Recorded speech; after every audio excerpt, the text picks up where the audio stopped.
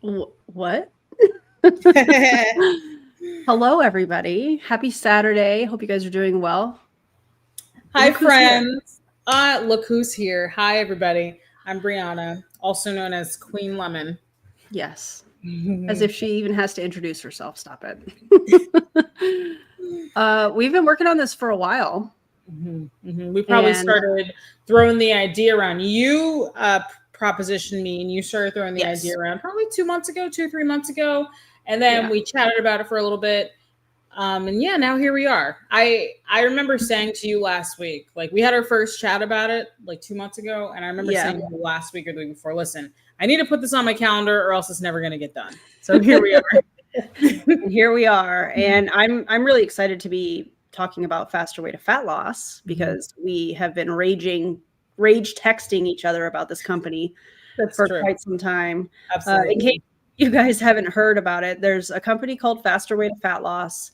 And do I want to do like a video on their compensation plan? Yes, I do.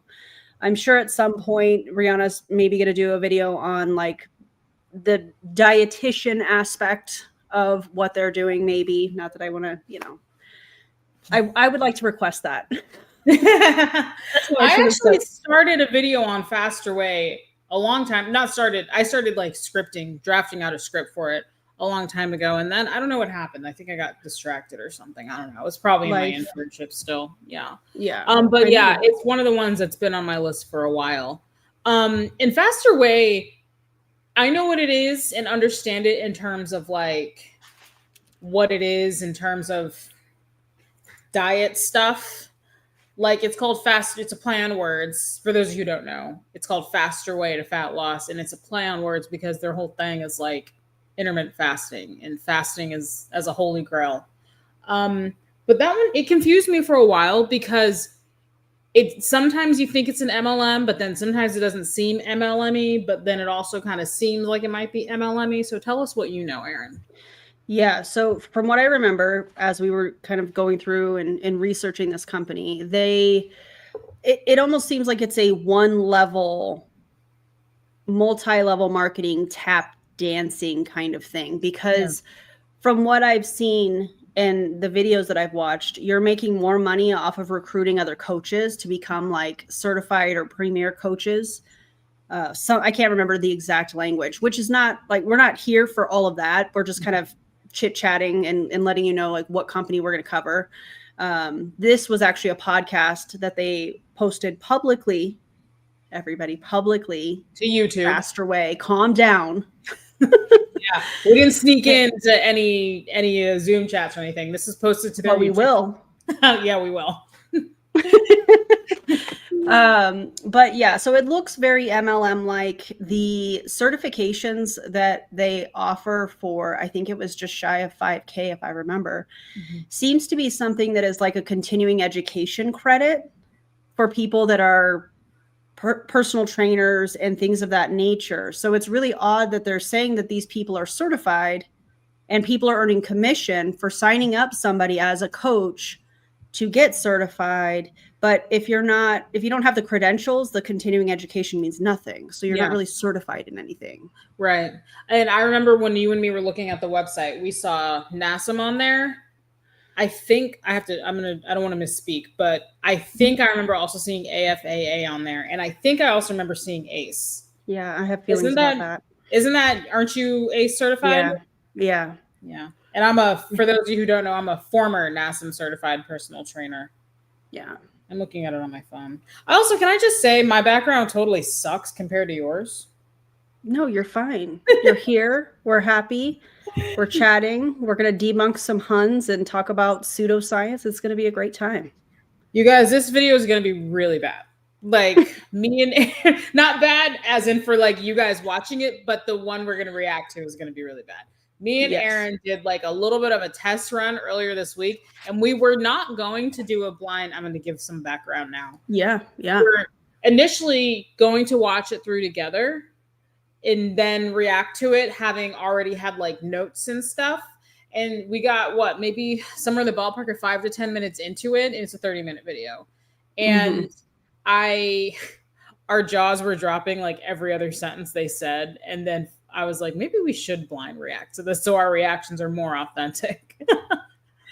So who knows what's going to come out of my mouth? Who knows what's going to come out of Briannah, out of her mouth? And it's going to be a wild ride. So prepare yourselves. And again, we're going to be talking about, pseudoscience. There is mention of ozone. There was mention of coffee enemas, as you saw in my thumbnail and in Briannah's thumbnail.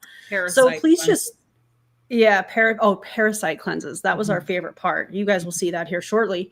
So just prepare yourself. If you're not prepared to hear that stuff, maybe skip this video. I get it. Take care of yourselves.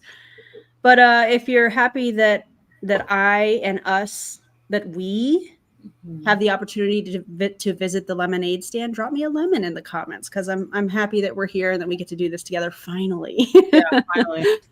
So, all right, let's just get into the video, and Briannah, if there's anything that you want me to pause or highlight, just let me know, and I'll raise my hand. Yeah, that'll be funny. I love that. All right, let's do it to it. And welcome back to the Fast Away podcast. Today we have a coach confessional, and I am joined by my good friend Ali Tessitore. You're also a mentor to our. I think we also need to tell them. Oh yeah, we do. You already knew where we were going. So this is Ali. Ali claims to be a nurse, but I wasn't able to find any kind of nursing credentials for her in the state of Florida, where she lives, according to her public social media platform. Yeah, based on that name. We don't know if maybe she's correct, not using a different name or something, but that's correct. But why does she have us blocked? I don't even know who this person is. Okay. They introduced the girl on the right, introduced girl on the left, Ali Tessitore, and immediately we're like, we got to find her on Instagram. And so why did me and Erin both type her in on Instagram? And we're both blocked by her. I've never heard of her before in my life. And same for you. Yeah, that's the behind the scenes that I wish we would have recorded so we could have shown people that, because that was really funny. Yeah, to find out that wait. We're both blocked. Like, I thought Instagram was glitching, because you first said that you noticed that you were blocked, and I was like, am I blocked? There's no way she's blocked both of us. She doesn't even know us. I don't even know who she is. Right. And we're both blocked. That's suspicious. That's weird. Yeah, very much. Her name has never exited my mouth. Never knew who she was until we first saw this video. Crazy. Same. And also, can I just say this funny thing? You made a comment about her outfit. You were like, you don't like the aesthetic of like the black leggings and the chunky white socks and the white sneakers. And I was like, that's funny, because that is completely my fall aesthetic. Like, that's my fall chilly weather vibe. But we also have to elaborate that if you have like black shoes on with white socks and black leggings, that's not my vibe. That doesn't look right. No, but if you have white shoes, white socks, and black leggings, okay. Yeah, and see, that's what she's doing. Like, this whole outfit that she's wearing, that's an outfit I would wear. She would rock in a it. Fall running errands kind of day, chilly day. That's an outfit I would wear. She's from Body. Oh, that's probably why she has us blocked. But I haven't covered Body that much. Now I know you have. Yeah, I certainly have. But I have still never heard her name before. I still have no idea who she is. That's crazy. That's wild. Well, right. She knows who we are. She's definitely going to know after today. Hey, Ali. What's up, girl? Hi, Ali. Hope you're having the day you deserve. Okay.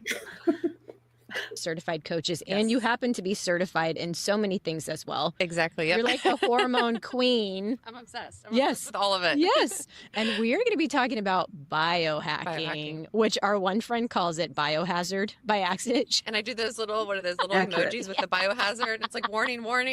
Yeah. Because we're always talking about coffee enemas and ozone therapy and saunas. And she's like, are you talking about biohazards again? It's the crazy. Yes, she is. Aside from the sauna, in my opinion. But I think biohazards. I think that's a better name for that stuff. To be honest, I like calling it biohazards. I think that's funny. Yeah, I think we should implement that. Crazy stuff. I think even today I sent a message about something. I'm like, look at this new supplement we have to take. Yes. We have to take this. I love it. Yeah, and it's like you're like over 35 when you start to do all these things just to optimize your energy and your health. But exactly. I love it. We've talked about biohacking a little bit on the podcast before. I've had a gal named Biohacking Bombshell on Instagram. She's great. And you sent me her. She probably has us blocked too. Biohacking. Let's look. Yeah, let's look. Let's look. Biohacking bombshell. Is that what she said? Yeah. Bio. Okay. Oh, I see her. I'm not blocked by her. Oh, I'm shocked. Oh, you're not blocked? I'm not blocked. Okay. Maybe after today. Oh. You know what's so crazy? I'm me. looking at her. Oh, wait a minute. Oh my God, she has a whole highlight on parasites. I was looking at that, and I was also noticing her first highlight says Botox, and I'm trying to work out if she's like advocating for Botox or like trying to warn people against Botox. It seems like the latter. It seems like she's talking about look how dangerous Botox is. And I just have to say, it is I will give whoever this person is credit, because it's always so ironic to me where it seems like the crunchy people who are always so worried about the toxins in diet soda and toxins in this and that and the third. And oh yeah, this is Diet Coke. Guys, she has never had this. I haven't. Yeah. But it seems like they're always going on and on about the toxins and things, but they love injecting themselves full of Botox and putting chemicals on their hair and getting their nails done and all that stuff. And now I'm not going to act like I don't do any of that stuff. I regularly get my nails done. I get my hair done regularly. I have breast implants. So I'm not going to act like I'm not judging anyone for that stuff. It's just the irony is not lost on me. You're talking about like, you're so worried about toxins in diet soda that are in amounts that are not dangerous to us. Obviously not in the amounts that they are present in diet soda, but they have no problem like injecting Botox into their faces, which is an actual toxin. Yeah. Actual toxin. Just it's the irony. So like these two, they're gonna go on and on talking about toxins, and it's very obvious that both of these beautiful women are wearing makeup, and they probably had their hair dyed, they've had their hair treated at some point. Like the one on the right at least looks like she has her nails done. That's not a chemical free thing. So, but they're going on and on about toxins. So, yep, it's wild. Mm-hmm. And it's only going to get more wild from here on out, guys. Yeah, so I'm going to try yourselves. Oh, you're fine. Stuff to look at that one time. Yeah, she's great. She says if you have a pulse, you have a parasite. So she's all into parasite cleanses, which I know you are too. We have to pause it. I'm sorry. Did y'all know that if you have a pulse, you have a parasite? According to these two non-qualified, in my opinion, people. Are they parasitologists? No. No. Infectious disease pathologists? No, I don't think so. No. If you have a pulse, you have that's in my thumbnail. I think I put that in my thumbnail for this. I thought it was genius that you did that. If you have a pulse, you have a parasite is the most ridiculous thing I've ever heard in my life. I mean, because that means that you and me have parasites right now. My dogs have parasites. Like everybody watching this stream has parasites. Y'all have parasites because you have a pulse, period. Wild. Unbelievable. I'm obsessed with those. Yeah. If they can like look in your eye, and if you have the little lines, you have a parasite. Really? Yeah. Okay, that's crazy. So, look in your eye. So, Allie, you are an expert. It's very scientific. It's a very scientific method of determining if you have parasites. What is she talking about? Crow's feet? Is that what she means? I think she's talking about lines in your actual eye. But you have lines within the colored part of your eye. What is that called? I can't think of what that's called. Iris. Iris. That's what it is. Yeah. Lines in the eyes. Very scientific. Oh, yeah. Very, very much. In all things, coffee enemas, colonics, liver detox, castor oil. But I just want to kind of dive into a few things. And I feel like we're going to have to do a multi-part series here. Part 2, part 3, maybe part 4. Yeah. Please do. Please. Because we'll cover it. Mm-hmm. Mm-hmm. Exactly. So let's first talk about coffee enemas, which, by the way, I tried for the very first time a few weeks ago. We went to one of our friends' houses and we all did it together. And it was funny because I was like walking out the door after doing my leg day workout, and Cole is like, "Where are you going?" And I said, "I'm going to Clay's house to do a coffee enema."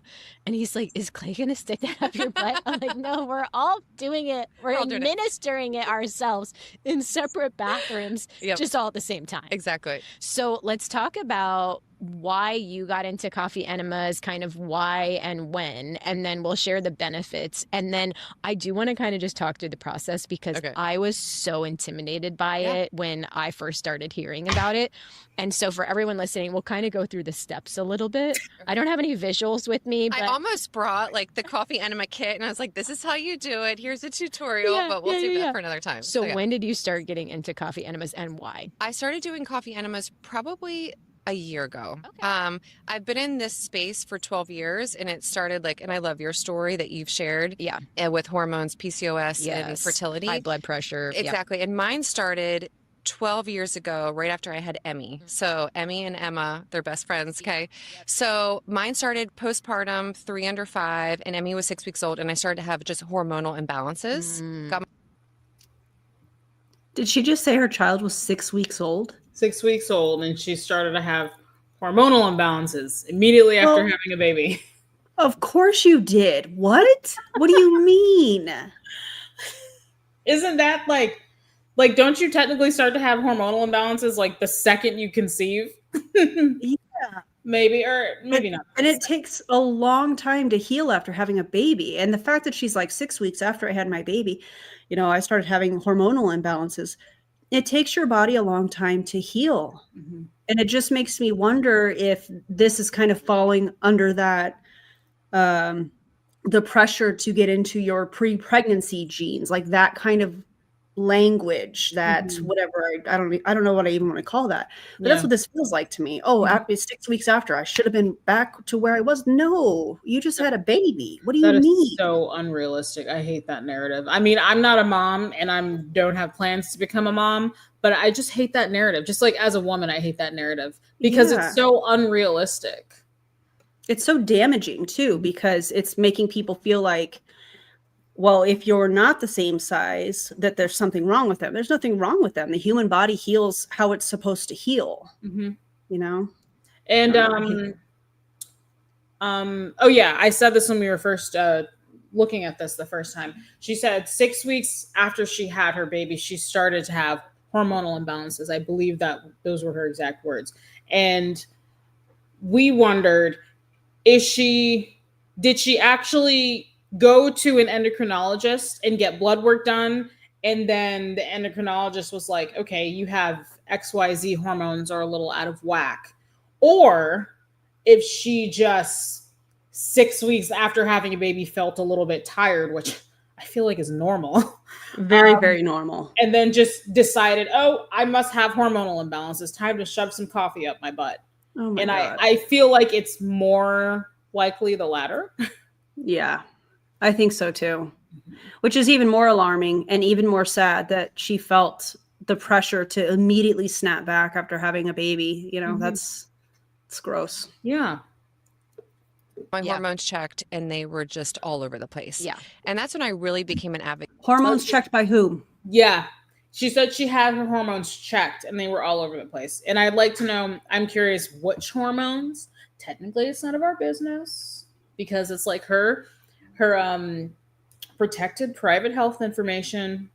But I'm just genuinely curious about that because they say, the hormone experts say all the time, your hormones are out of whack. Which ones?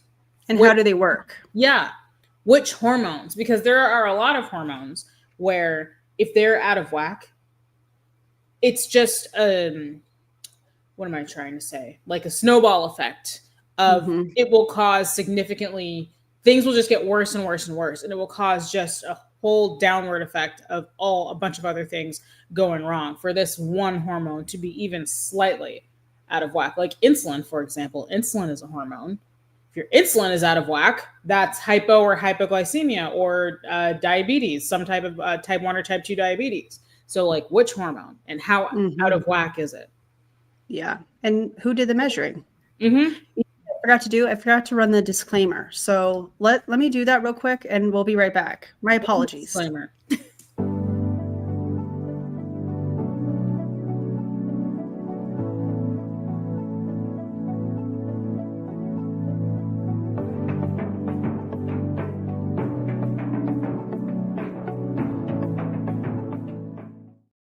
Okay, my bad. It's Look kind of how- important.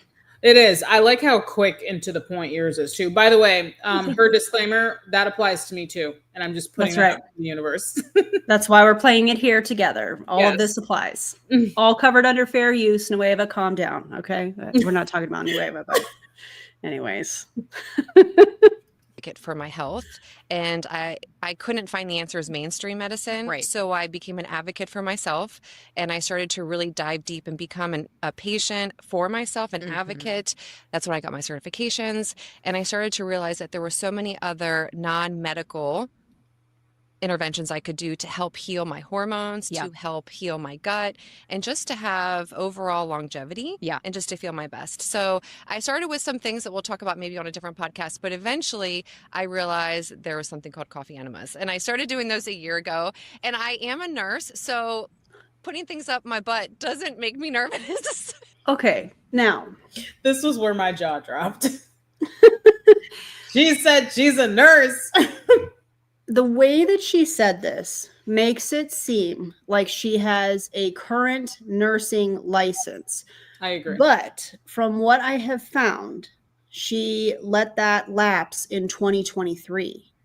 I'm not discrediting her education that she has to become a nurse. Shout out to all the nurses. I appreciate y'all. I talk about this often. However, I feel like she needs to differentiate that.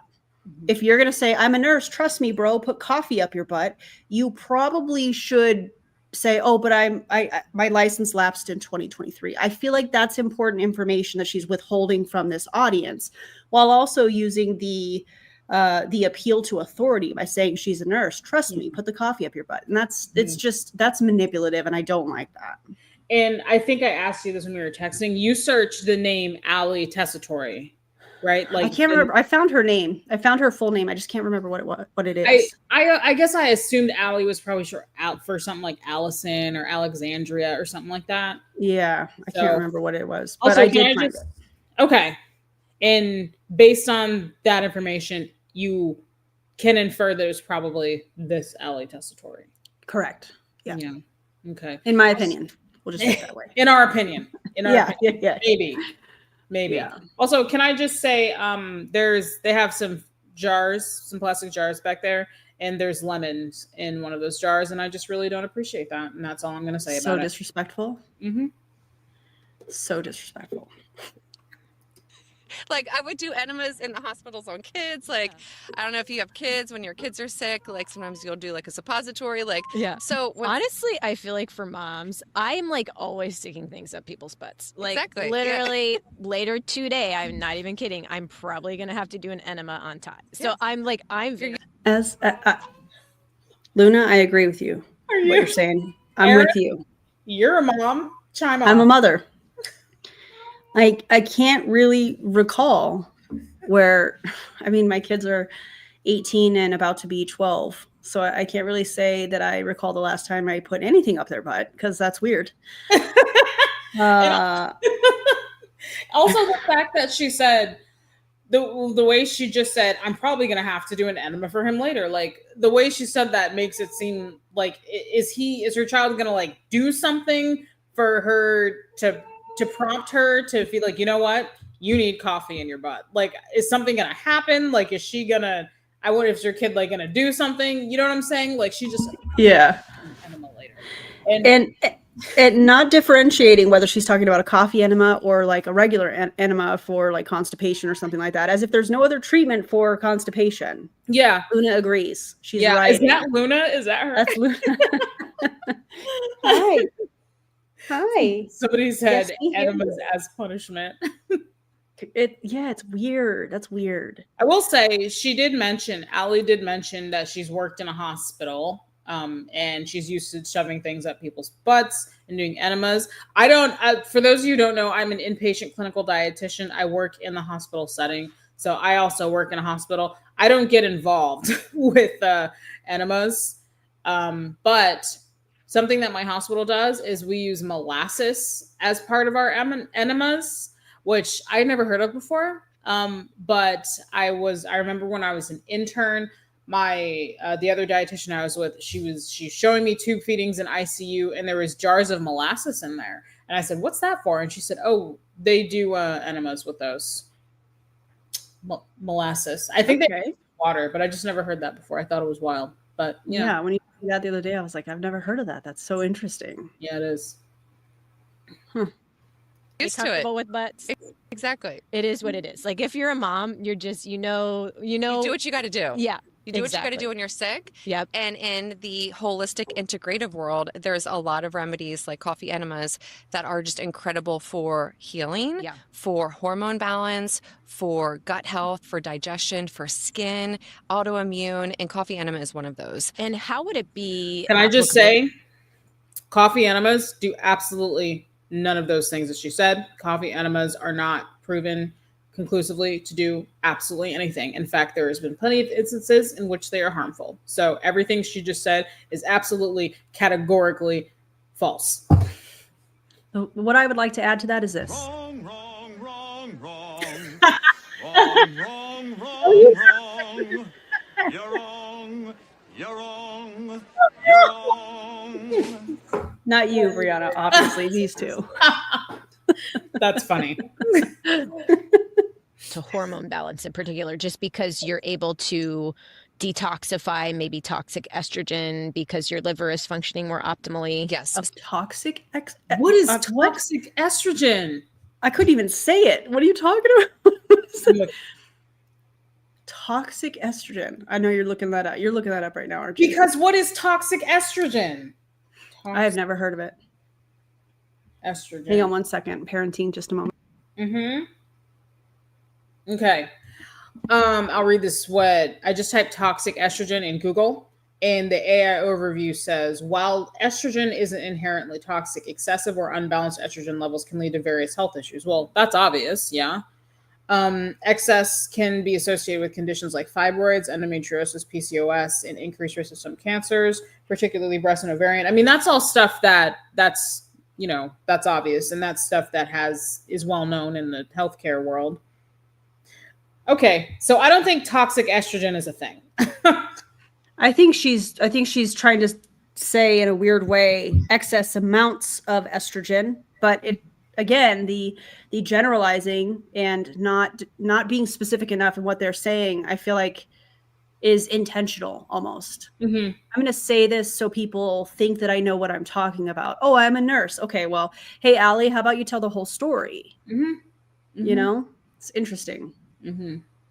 So specifically with coffee enemas, what they are is they're targeting your liver. So your liver is your detox organ. Yeah. So if your liver is sluggish, yes, and we've talked about this because you don't produce liver. glutathione. Right. I don't produce or process glutathione. And glutathione is the master antioxidant. Can you backtrack? Did she just say she doesn't produce glutathione? She did say that, yes. Okay.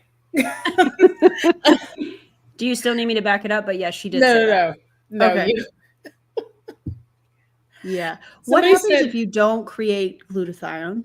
Oh man. Okay. So glutathione is I think it is an antioxidant, and your body does. I'm looking this up, so I don't say the wrong thing. Glutathione. Your body does make it. Glutathione is a tripeptide found in relatively high concentrations in bodily tissues, pivotal role in reducing oxidative stress, maintaining redox balance, enhancing metabolic detoxification, and regulating the immune system. That's from National Institute of Health.gov. So yeah, it behaves like an antioxidant. So if you don't make any glutathione, you'd probably not be in the best shape, although I don't know how much that would affect you as a whole, because your body does have other mechanisms to to mitigate oxidative stress on its own. So I don't know how much not making glutathione would affect you. Also, I wonder if she actually knows for sure she doesn't make glutathione, or if she just like assumes she doesn't based on like, oh, I had a hard time sleeping one night, so I clearly don't have glutathione, you know? Or if a lab test shows she's deficient in glutathione. I wonder if that has been shown, or if she's just like, you know what, I have all these symptoms, like you were saying. Also, I also need to add, somebody said something about, somebody said your liver's not your colon's not your liver. Because Allie said, yes, your liver is not your colon. That's the one. Because Allie just said coffee enemas target your liver. I don't quite understand that, because like etc. Cat says your liver is not your colon. Different organs. Different areas. Oh man. Okay. Times you're going to see out there, people are taking glutathione. They're doing things to help increase that antioxidant in their body. And really, you don't need to be taking glutathione if you're stimulating the production naturally of glutathione, which is a coffee enema. Yeah. And just real quick, so for people listening for the first time, so I did a genetic test a few years ago, and I discovered that I was missing 2 genes that create and process glutathione. And many times different specialists had said like, oh, let's do a glutathione push. Let's get you on glutathione, for immune system. And I kept telling my doctor like, no, I can't, because I don't process it, blah, blah, blah. Well, finally I had an IV guy at my house who was like, for years, like, let's just try a little glutathione push. Let's just try it. And I think the typical dosage is like 600 milligrams, or I don't know. It's 600 something. And he's like, let's just try 25, not 625. And when I tell you, it was like snake venom being injected into my body. I was like shaking. My blood pressure tanked. I almost went to the ER. I was just in like the tub. Why would you have an IV guy doing that? So she did say that. IV as in intravenous? Yes. IV guy. Okay, so I did hear that correctly. IV guy. The only person that should be placing or running an IV is, ideally a nurse. Yeah. Doctors can do it, but there's a joke in healthcare that doctors are bad at it. Yeah. I personally would trust a registered nurse more Absolutely. Low-key. So, absolutely. But she said IV guy, like she didn't say nurse or. I think of like somebody that works at an IV bar. Yeah. She was like an IV guy came to my house. That's what I'm thinking that is. Mm-hmm. But if her doctor was like, hey, let's try and put you on glutathione. And she was like, no, I don't want that because I don't produce it at all. Well, if you're deficient in something and the doctor is trying to say, hey, let's supplement this in some way, shape, or form, whether it's, medication or whatnot. Mm-hmm. She didn't want to trust her doctor, but she's going to trust an IV guy. An IV guy. I don't know, man. I don't know.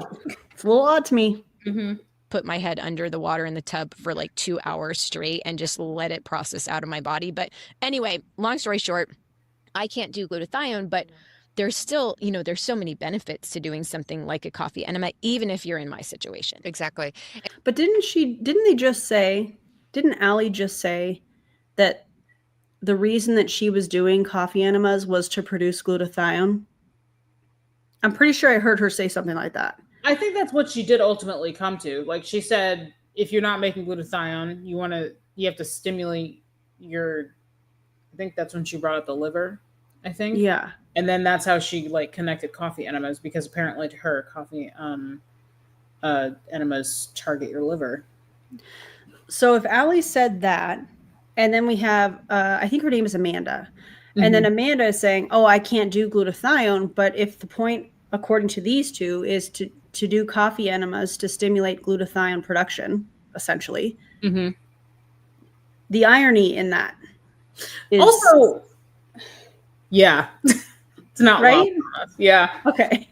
Oh, I'm reading a comment from Kristen Honeycutt. She said, "True EMTs and/or paramedics can place IVs." Yes, them too, and quickly. Yeah, very quickly. Yeah, they typically do an ambulance and administer medications when needed. Man, this is off topic.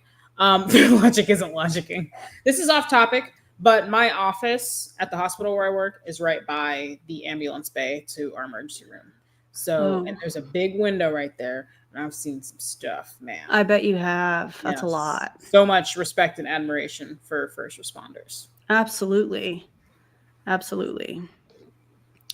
I'm just reading some of these comments. And if it wasn't just an IV guy, she said it was her IV guy. Mm-hmm. That's a good point. Mm-hmm.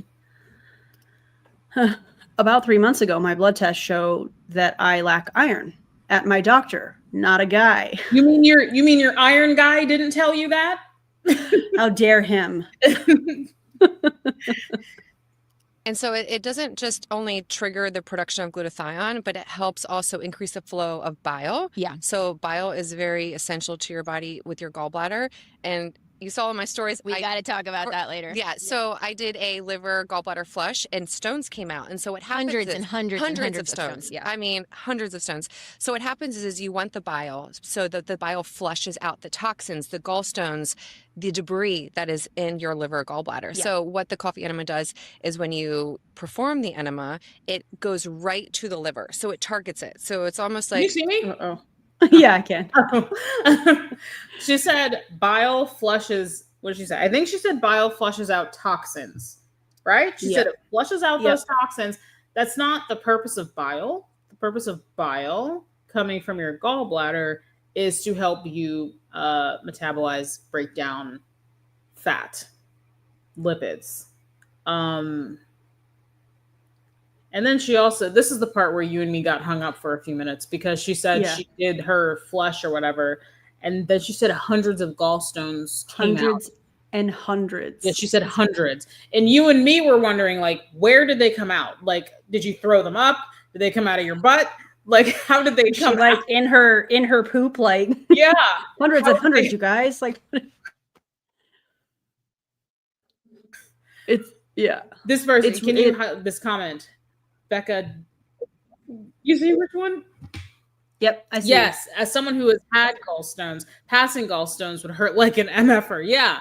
I imagine passing hundreds and hundreds as she claimed to have had, that couldn't have just been a walk in the park that she would have just easily been able to do at home. Yeah. K. Marie says there are some toxins that the liver binds to things and it goes out in the bile, depends on how things are metabolized. That's true. Yeah. Alcohol is a good example. I can't remember exactly alcohol metabolism, but alcohol metabolism happens in your stomach, and alcohol is a toxin. So, True. Mm-hmm. True indeed. if you think of peroxide on like a wound, it's like pouring peroxide on the wound and it's like you see the bubbles coming up and then it cleans out the debris. It's the same exact thing for your liver. So when you insert the enema and you let the coffee flow in, it literally goes right to your liver and it sits there and it releases everything, and then it produces the glutathione, increases that, and it also eliminates all the waste that is in there. But it also, because it's cleaning out the toxins and heavy metals in your system, that can help regulate your hormones. It can help reset your gut health. Yeah. It helps with just total systemic inflammation.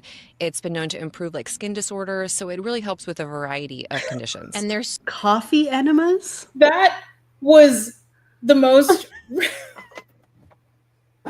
that was probably, it's been a long time since I've heard somebody say that much nonsense. The coffee enema in your rectum, it goes straight to your liver. How does it target your liver? How does it get from your colon, your lower intestine, to your liver? Because it has to work its way back up through the trail, because you're in your large intestine, your colon, and then you have to go through your small intestine, and your small intestine is several feet of organs. And then it finally gets to it would finally eventually arrive to your stomach, and then now I'm picturing human anatomy in my head. I'm trying to use too much logic. Somebody said it's magic. How can it pass by the intestines? Exactly. This is so weird. And I imagine by the time, let's say that it actually does go through your colon and through the several feet of intestines that you have. Did she say gallstones are coming from the liver? I don't think that's how it works. Well, your gallbladder is like inside kind of tucked inside your liver. So It's not in your liver, but gallstones are, your gallbladder is like kind of tucked in your liver. It's a magic enema. It bends space and time. I think that's the only explanation. Clearly. Yeah. I need to stop trying to use logic, honestly. Because there's no logic with them. This is just straight up pseudoscience. Yeah, as a nurse practitioner, this lady is not at all. Thank you. Not at all. If you do a headstand, it just trickles down. Do you think they do that? Do you think they invert when they do their coffee enemas? No, I think they lay down. But do you think it like works more if they invert themselves? I'm sure there's do I say this? Yeah, I'm going to say it. I'm sure there's weirdos that think that helps. Yes. Mm-hmm. Yeah. All right. Pseudoscience. That is insane. Yikes. Certain people groups who have been implementing this practice for many centuries. Like it's not just ancient. something It's ancient. brand new. And I love to take the best of the best from Western medicine, from Chinese medicine, from Ayurvedic medicine, and just say like, okay, what has been working for different groups for a very long period of time. It's just like with fasting. Fasting is that how you put together the nutrition plan for Faster Way? You just picked and, I'm going to do this and we're going to do that. And we're going to do intermittent fasting. We're going to do carb cycling. Is that how that worked, Amanda? Because that's what it sounds like to me. I don't know. And what's funny too is they're barely, how far into this are we? And they haven't mentioned fasting at all. We're almost 8 minutes into their video. The video is like 28 minutes long. Okay. Oh, Amy, thank you for being a member for 6 months. I appreciate you. Amy says the vast majority of blood from the intestines / colon goes to the liver before anywhere else. Also 6 months. Thank you so much. Appreciate you. This is wild. not new. When I started the Faster Way to Fat Loss, it wasn't a new concept. It was new to mainstream US and felt very extreme and intimidating, but it wasn't a new practice in the world. Yeah. And so let's just talk a little bit about kind of the how, because again, I've heard about coffee enemas, but I was like really intimidated. It's intimidating. I'm like, what type of coffee do I use? What if I use the wrong type of coffee? Should it be hot coffee? Should it be cold coffee? How do I insert it? Blah, blah, blah. So let's just go through the process, because we can break it down to make it seem a little bit less intimidating, and then share some of the outcomes that we experience as well. So first and foremost, you can use any sort of organic coffee. Mold free. It has to be mold free too. Okay. So organic, yes, but it needs to be mold free. So don't use your everyday coffee that most have in their home. No Folgers coffee, everybody. Okay. Or don't go to Starbucks and get a cup of coffee and do that. So it has to say organic, mold free. Yeah. It's really important. Purity coffee. Of course it has to. Purity's great. But It has to be organic. Of course it has Totally. to. Yeah, it has to be organic coffee. Regular coffee won't cut it. Wait until people hear the name of the brand that she's about to suggest. Remember when we went down that rabbit hole? Yes, and we found it on Amazon. Yeah, wasn't the whole kit like $170 or something? Something absurd, yeah. Wild. I bought a coffee specifically for coffee enemas on Amazon that you had used, and it's called Bum Beans or something. Happy Bum. Well, there's a couple different ones, but Happy Bum is the one that I use. Yeah. And I like that one because I originally started with Amazon. I just went to Amazon, and the enema bag I gave you was the one that I started out with. Yeah. So just so you know, we were talking about this, and I gave all of them enema bags. All our friends. And it was a joke, but then they all wanted to do it. That's how we ended up having an enema party. It was a joke. What? What kind of sick joke is that? If somebody gave me coffee and was like, use this as an enema, ha ha, waka waka. What? What kind of joke is that? Also, I'm not using it as an enema. That's so disrespectful to coffee. I would never disrespect coffee like that. Coffee goes in your other end. And I'm looking at Happy Bum Beans coffee right now, and it is $35 for a 400 gram bag. And it's pre-ground, but didn't we find the whole? There was a kit. I found it. Yes, the coffee enema kit. Oh, it's a beginner's bundle. $138. Oh my God. Okay, I was a little off on the price, but I mean that's still absurd. I would rather buy my Nespresso coffee and drink it and enjoy every delicious sip. I would much rather enjoy it that way, or even an iced coffee. I'm cool with that as well, because it's still going down through the digestive system. Yeah. So Yeah. It's going in the right way, the correct way. indeed. Indeed it is. So Happy Bum, I love Happy Bum because if you are a beginner, it gives you everything you need. It gives you the enema bag, so you have the choice of getting the silicone or the glass. I have the silicone. Yeah. Personally, I like the silicone because you can travel with it. Right. So like if you're going to Costa Rica, you can take It that comes with silicone a little back backpack that Yes. says like Enema on the back. representing Premier. It's Premier It Enema. says Premier Enema, and I wore it around to track me, a literal bag I have a that picture said of it. Premier Enema. Yeah, it's the best. It's the best. So Imagine going on vacation and saying, you know what, babe, we're going to have to go back to the hotel room for a little bit because I have to put coffee up my butt. And why did she say Costa Rica too? Like she just Very pinpointed. specific. Yeah, that was very specific. I wonder if somebody else in the chat noticed that too. Jasmine B said that too. It was very specific for them to just like her to pinpoint Costa Rica. Her saying, I didn't say this initially when we talked about this, but I wonder if Faster Way is like kind of an MLM, but not really, but like kind of MLM-y. I wonder if they do like, bonus trips or like the trips or something like that. I'm sure they do. Yeah, and maybe that's why she said Costa Rica. Like maybe Costa Rica is like a Mm. destination for them. A hint at the next contest. Yeah, maybe. Yeah. Yeah, interesting. When we were in Costa Rica, and I did the coffee enemas, girl, relax. Just drink some coffee. If I go to Costa Rica, I'm just going to drink their coffee. Oh yeah, some great coffee comes out of Costa Rica. Yeah. Yeah. Mm-hmm. I definitely won't be putting anything like that up my butt. No, thank you. No. Hard No. pass. Mm. yeah, I would go with the silicone just because you can travel with it. It's so much easier than glass. I do have the glass. It's a little bit easier to clean, but it's not travel friendly. Yeah. In the kit with Happy Bum specifically, it comes with the silicone or the glass. It comes with the coffee that you should be using. Got it. So I usually suggest going with the medium roast first. It's a little bit more caffeinated. Don't go with the stronger until you're used to it. So funny. And then it also comes with a little like how-to. Yeah. So that like if you don't know who to She just look said for, she should ask. you should go with a medium roast because it's not as strong. What does your rectum know the difference? Don't you dare use a blonde roast or a dark roast. No, no, no. Start off with medium roast. Does your butt really know the difference? Oh my God. I forgot about that part. Yeah, me too.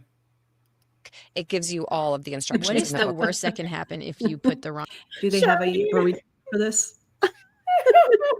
They better not. I would be I would feel so disrespected as a barista. Seriously. You want to put it where? No. When we talked about doing this live stream, we both said, "Oh, we're gonna have coffee," and here we are having a Dr. Pepper. Oh yeah.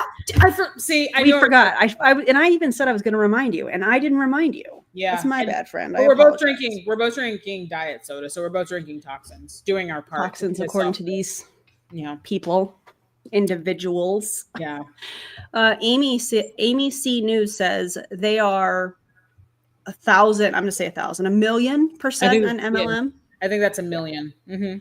1,000,000%. Yeah. Yeah. Wild. type Oh, of okay. coffee, everybody. Pitbull. My I'm bad. sorry. Pitbull lover said it's not a barista, it's a butt-rista. I see what you did there, and you know what I have to say to that? Oh my God! Yes.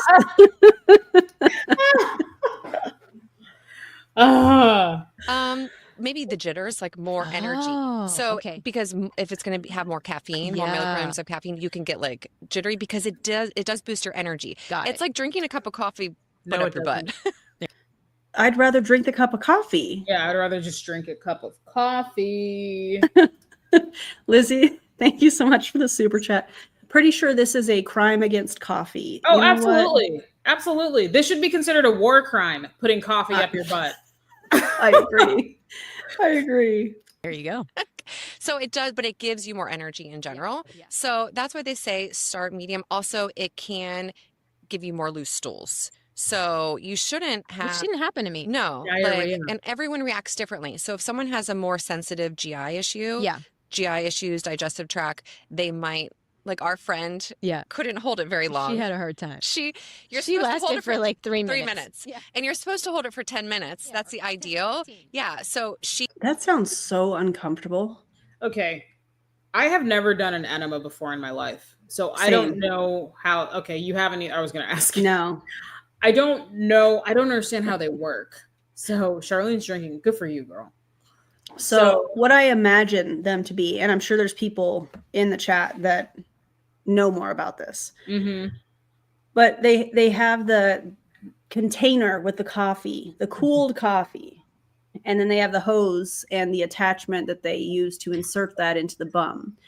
From what I understand, it slowly drains into your system. I'll say it that way. Your colon. Yeah. And yeah, and you have to hold it in.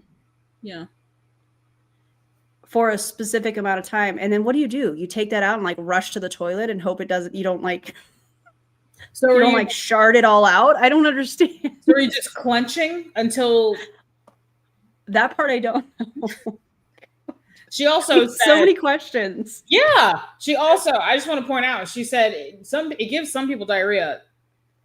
Enemas give you looser stools. Yeah. Like that's what they typically tend to do. That's why whenever somebody's like super duper constipated, they something they might do is give you an enema, not with coffee, but they'll give you an enema. Thank God. Yeah, with water. I don't know what they use for enemas. I assume water. Or in the case of my hospital, they mix molasses with it. And yeah, like coffee gives you looser enemas give you looser. Well, I mean, coffee.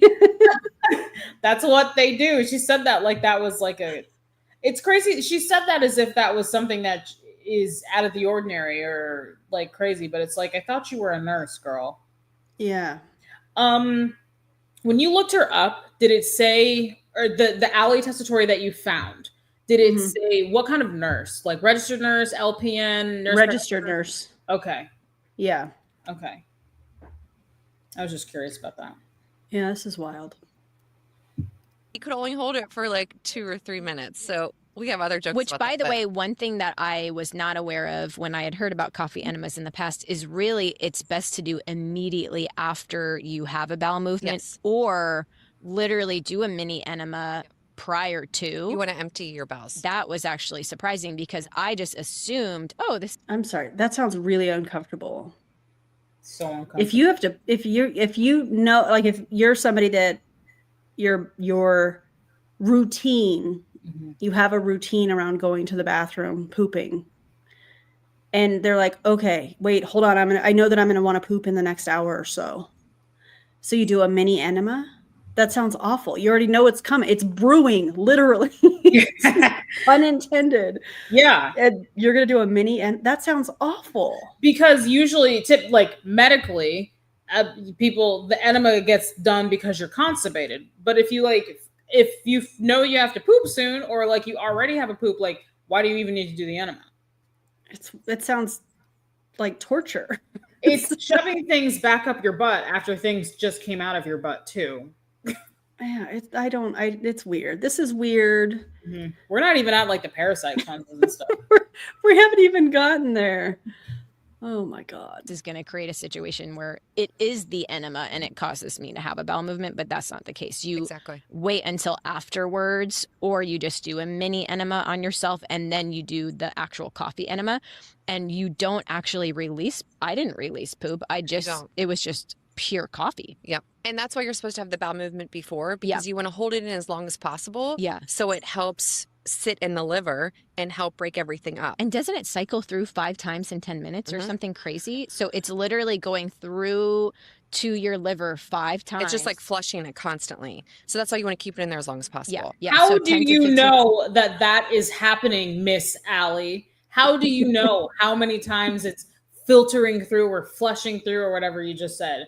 5 times. That's very specific. How do you know that that's happening? How do you know? Please point us to the studies on that show that. This too is false. Thank you, Obama. Appreciate you. Thank you. Minutes. Yep, I want to do it 15 again because I've only done it once and I just did it for 10 minutes, but I think I could. You could hold longer for sure. Yeah. Absolutely. So you want to do like 10 to 15 minutes, but really like for those of you that have never done it before, get a kit, okay? Go with silicone, mold-free organic coffee, and then you want to boil. That's the key thing. You want to boil the coffee. So you're not going to put it through the machine because there's also microplastics. And depending on your coffee maker, you don't want to do that. So you want to be as safe as possible since you are putting it in your body. Yeah. So you want to boil the coffee. And then once you boil it, what I love about if you have like a French press, that's how I made our coffee that one day, is I boiled the water. I put the 3 tablespoons of coffee in the French press. I poured the water in, which is 3 cups, and then I pressed it. I let it steep for 10 minutes. Okay. And then that's how I made the coffee. Got it. So it's clean. It's in a French press. This It's glass. is so much work for coffee that's going up your butt. That you don't even get to enjoy. Yeah, What the hell? for coffee that's going up your butt.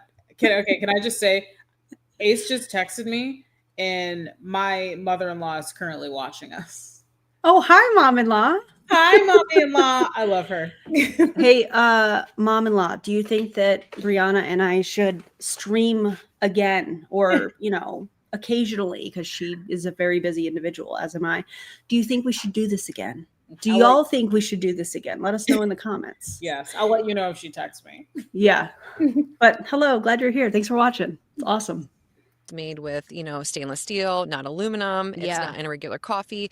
So you're trying to eliminate all the ways that are also bringing in toxins. Because if you're using a coffee machine, you're putting the toxins in your body. Right. So you want to eliminate that. And then you want it room temperature. So I know I think we were trying to like put it on ice. I was trying to put it on ice because it was too hot. And then we put it in but the you want it freezer. room temperature so that it cools down because you want it most like your own bodily fluids. You don't want to shock your system. Yeah. And then it takes how long take you? Maybe 3 minutes for it to flow in once you If inserted it? Yeah. Yeah. I would say not even. You don't want to shock your system. You want it to be room temperature. Technically, if you want it to not shock your system, technically you want it to be probably in the ballpark of like 95 to like 97. Closer to body temperature. Yeah, like closer to body temperature. I mean, because room temperature, especially for us, this time of year, it's where I live in the South-ish. So room temperature is like kind of chilly. Yeah, because the AC is on, like mine is right now in Vegas. Yeah, same. Yeah. Mm-hmm. And so the silicone bag, you just hang it high, like an arcade. Yes, I'm pausing it already again, but I want to talk about this.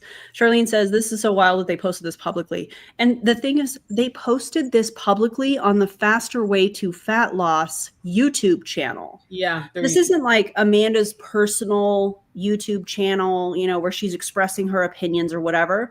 No, this is on the Faster Way to Fat Loss YouTube channel. And when we were going through some of the videos and things that I've collected that we've kind of, what do we want to do? What angle do we want to come from? What do we want to cover? And we saw this and Briannah was like, this is the one. I was like, yeah. Yeah. So the fact that this is posted on the Faster Way to Fat Loss YouTube channel, we can kind of infer that this probably aligns with like some of, I guess, should I say leadership? I guess I hate saying leadership because it feels MLM-y, but we can assume that like this aligns with how most people at Faster Way think, or at least some of the people in charge, or at least whoever's running the podcast for the whole company. And who they're trying to attract. Exactly.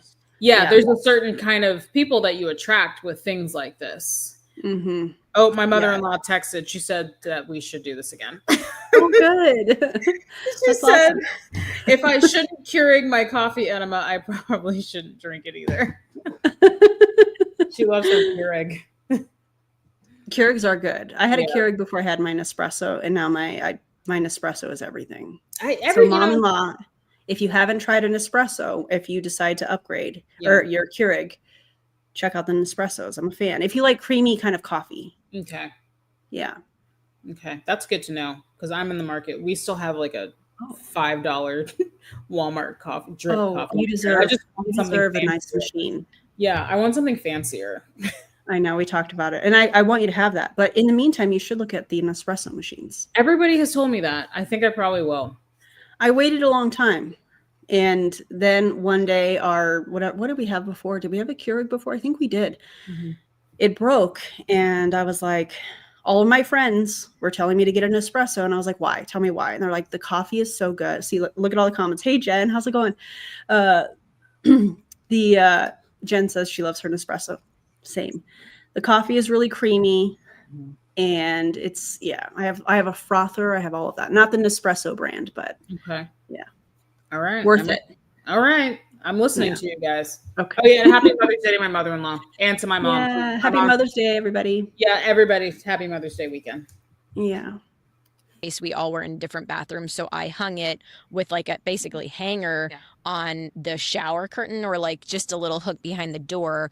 And then there's different speeds at which you can allow the coffee to flow in. And I think I just like opened it up and let it go nice and quick, because I'm like, whatever, I'm like, and so then you just lay on your left side, correct? Yeah. So I laid on my left side, held it for like 10 minutes. And I was like sending photos to you guys all the while. Yeah. But I do not laugh is one note. Just try not to That's laugh. kind of funny. Yeah. Try not to laugh. I did lay on a towel, but I don't know that I really needed it. You know, I've never had an explosive issue on a towel before. And Pause. I'm looking at the comments. Ashley said, where'd it go? Yeah. Amanda Truss is the founder of Faster Way. Yes. Oh. I'm not. So from what I've seen in the comments, Allie on the left used to be in Body, aka Beach Body. Yeah. So I'm not sure if she is somebody that's a distributor. I'm going to say distributor because I refuse to call these people coaches. That's my opinion. I refuse as a certified personal trainer. I refuse.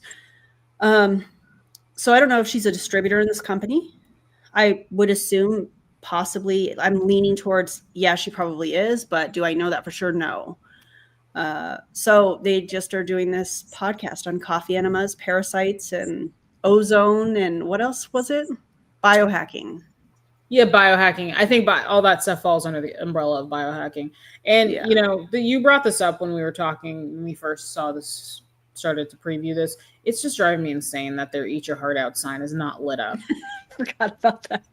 Why do you have this cool sign? You don't have it turned on. I'd be like me not having my lights turned on in the back, and I have them. Yeah, it's such a cool, nice sign. Like, why is it not? Yeah, I don't know. Whatever.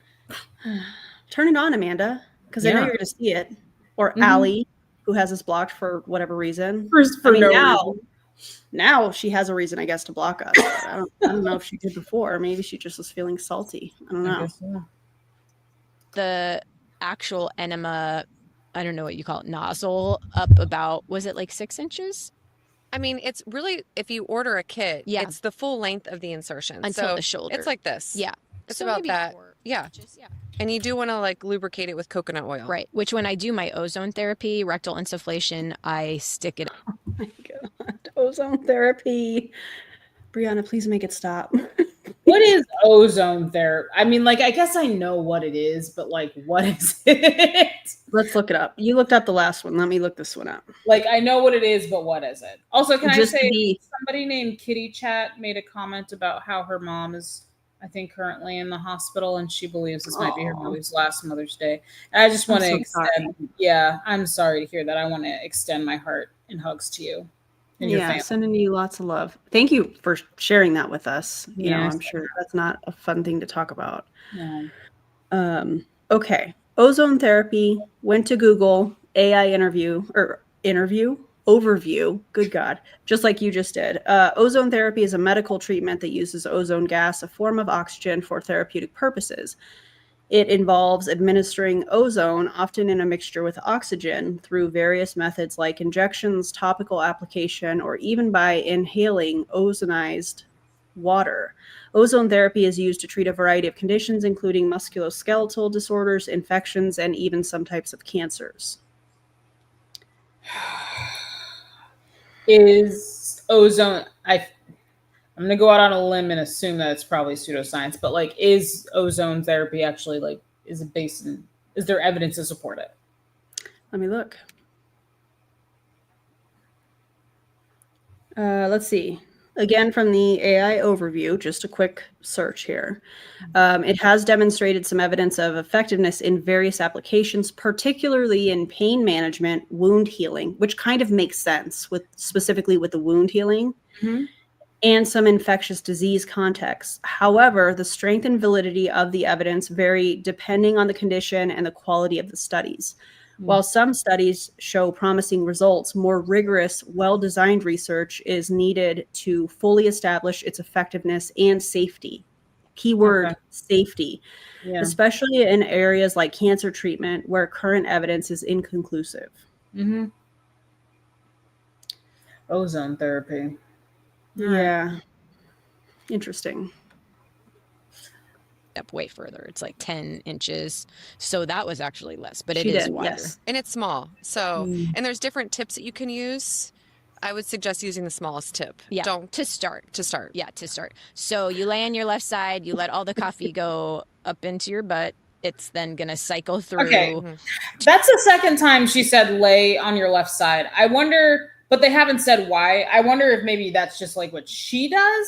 But she just said it as if it was like a generalized statement. Like I wonder if there's some kind of ridiculous pseudoscience behind laying on your left side as opposed to your right side, because that's the second time she said laying on your left side. Yeah. I saw somebody say, I'm going to go through the comments here and see if I can find it. Somebody in the comments, and if it's you, please, and you're still here, let us know. But somebody said that they learned to lay on your left side. I believe it was here it is. There's a reason why you want to be on your left side. Kristen, thank you for this. I learned that in CNA school, even though I never administered one. So, Kristen, if you feel comfortable, or anybody else for that matter, if you could share with us why you lay on your left side. Yeah, there it is. Thanks, Kristen. Anatomy. That way gravity helps keep it on the colon on the left, close to the rectum. I was about to bust out my human anatomy book. While we're talking about books, can we talk about books for a second? Little bosses everywhere. No, this is a must. Bridget Reed wrote this. Okay. And the amount of research that she has done, I'm going to be plugging this in my videos because it just came out on May 6th. Okay. This book is phenomenal. It's called Little Bosses Everywhere, How the Pyramid Scheme Shaped America. I don't financially benefit by sharing this with any of you. I don't get an affiliate code or anything like that.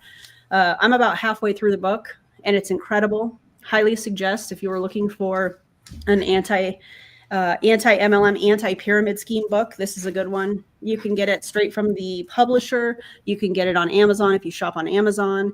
You can get it from your local bookstore, but I highly suggest you get the book. I think it was done phenomenally. And I'm really proud of my friend Bridget. Really, really proud of her. Awesome. I just wrote that down. Yeah, check it out. And there's an audio book. Yeah, thank you so much. I forgot that part. Okay. Hey, can we highlight Jen's comment right here? According to Allie's website, she's an RN certified holistic health coach and nutritionist, huh? Interesting. Okay. Interesting. That is. Thanks, Jen. Appreciate you. Do your liver 5 times within the 10 minutes. Hold it for 12 to 15 minutes if you can.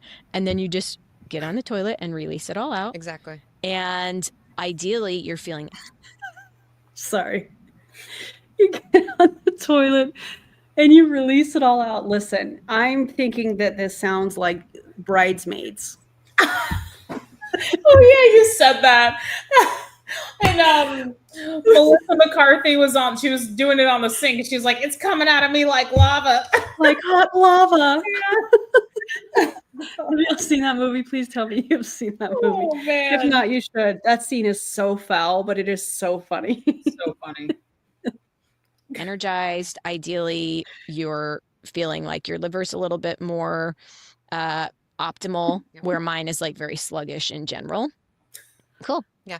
And you should share your experience too post, because I remember you saying like, I feel tired. Yeah.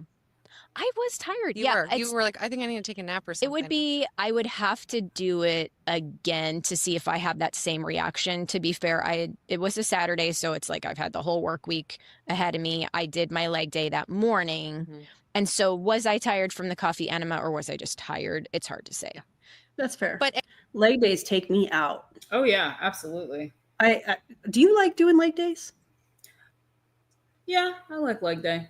Like if you could pick your ideal body part to work out, your favorite workout, what would that be? Probably a leg with a glute focus.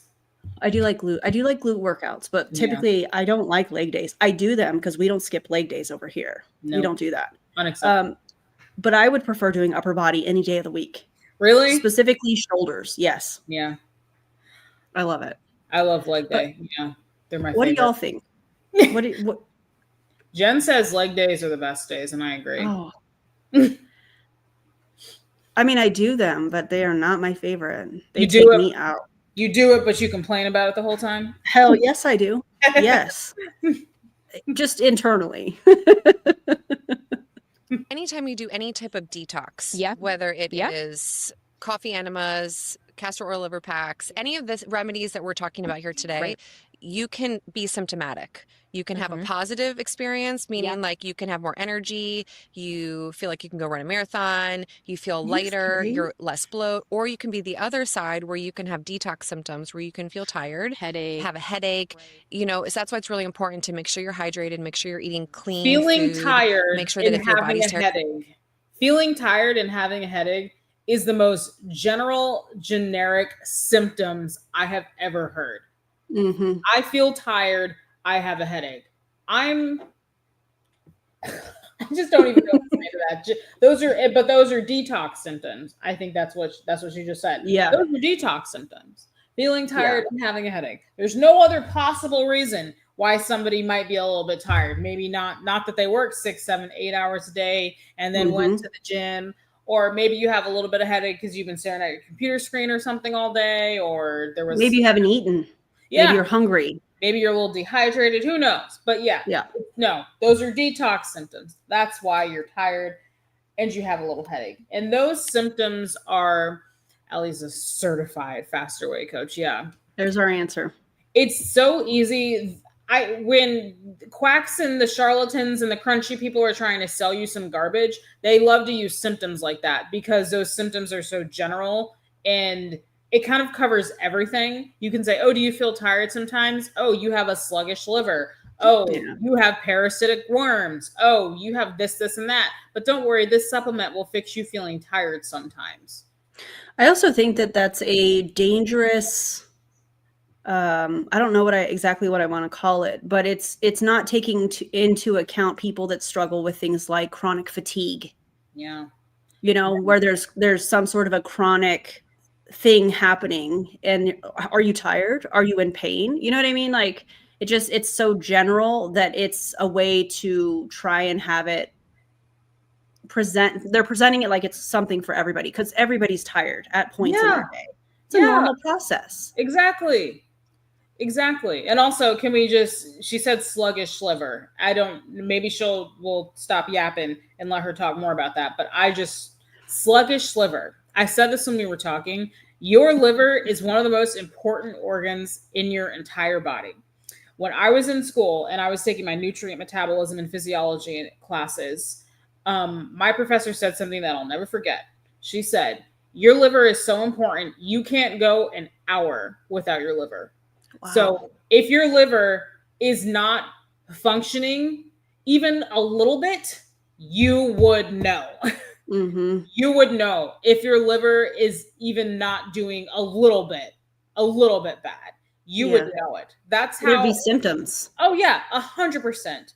There would be symptoms. 100% there would be symptoms. Yeah. So it's not just, oh, I'm a little tired, so my liver's not working. No, you could be a little tired because you worked 7 hours today, or maybe you just had a leg workout, or one of the millions of other reasons why adult humans are sometimes tired. Yeah. But I guarantee you. I, as a former lab tech, would love to know what a sluggish liver looks like in reference to liver enzymes. Right. Mm-hmm. What does that mean? Mm-hmm. Yeah, because I've seen what's called transaminitis when your liver enzymes are extremely elevated. It's AST and ALT. ALT. Mm-hmm. Aspartate. GGT, if I remember correctly, GGT is for the gallbladder, if I remember correctly. I think so. I can't believe I remember that. Trying off the top of my head, AST, aspartate transaminase, and ALT is alanine transaminase. And those I don't remember. The two, I don't remember the other one that you said.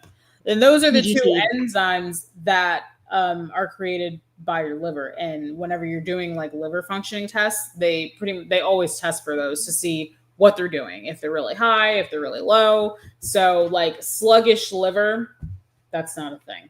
I'm sorry, it's just not. That's not a medical diagnosis. Because you imagine going to the doctor and saying, "Doc, my liver is sluggish." Doctor would be like, imagine saying, "I've been tired and I have a headache, so I think that my liver is sluggish," to the doctor. Yeah. What? And the doctor maintaining a straight face. I can't even imagine. That you do rest, don't push yourself, because again, if you haven't been doing any of these type of modalities for detoxing, you're detoxing years of toxins in your body, and heavy metals and even food pollutants. So it is normal for your body to experience that, and that's where you can like benefit, or not benefit, but you can aid in that with maybe taking like a binder. So we took binders before we did the enema, which a binder is, think of it like a vacuum. So you take this binder, has charcoal, clay in it, and it sucks up the toxins and it helps poop it out more so that those toxins don't stay in your body. So there's ways to... I have questions. we talked about binders a lot when we were previewing this. Yeah, I remember. And you can elaborate on that if you would like to. But my question is, when we're talking about charcoal and we're talking about clay, I think of it like, for example, a clay mask sucks everything out, which is why hydration after you do a clay mask or something like that is so important. And I'm just wondering if it's that kind of concept with a clay mask, what is that doing internally? Wouldn't that essentially dehydrate and get rid of all of the good stuff in the GI tract that we're talking about, as well as the toxins, as they're referring to? I don't know if I'm thinking about that correctly, but that is kind of my thought process, my question, if you will, in all of that. No, that's a good point, because if that were the case, then how does the charcoal know to only suck up the toxins? And also, again, I ask, which toxins? Right. Which toxins are we binding? I've seen binders in the hospital, like people who have end-stage renal disease and their kidneys, they have to limit phosphorus, and for other conditions, like people have to watch their calcium levels. It sucks up all the good stuff. Yeah.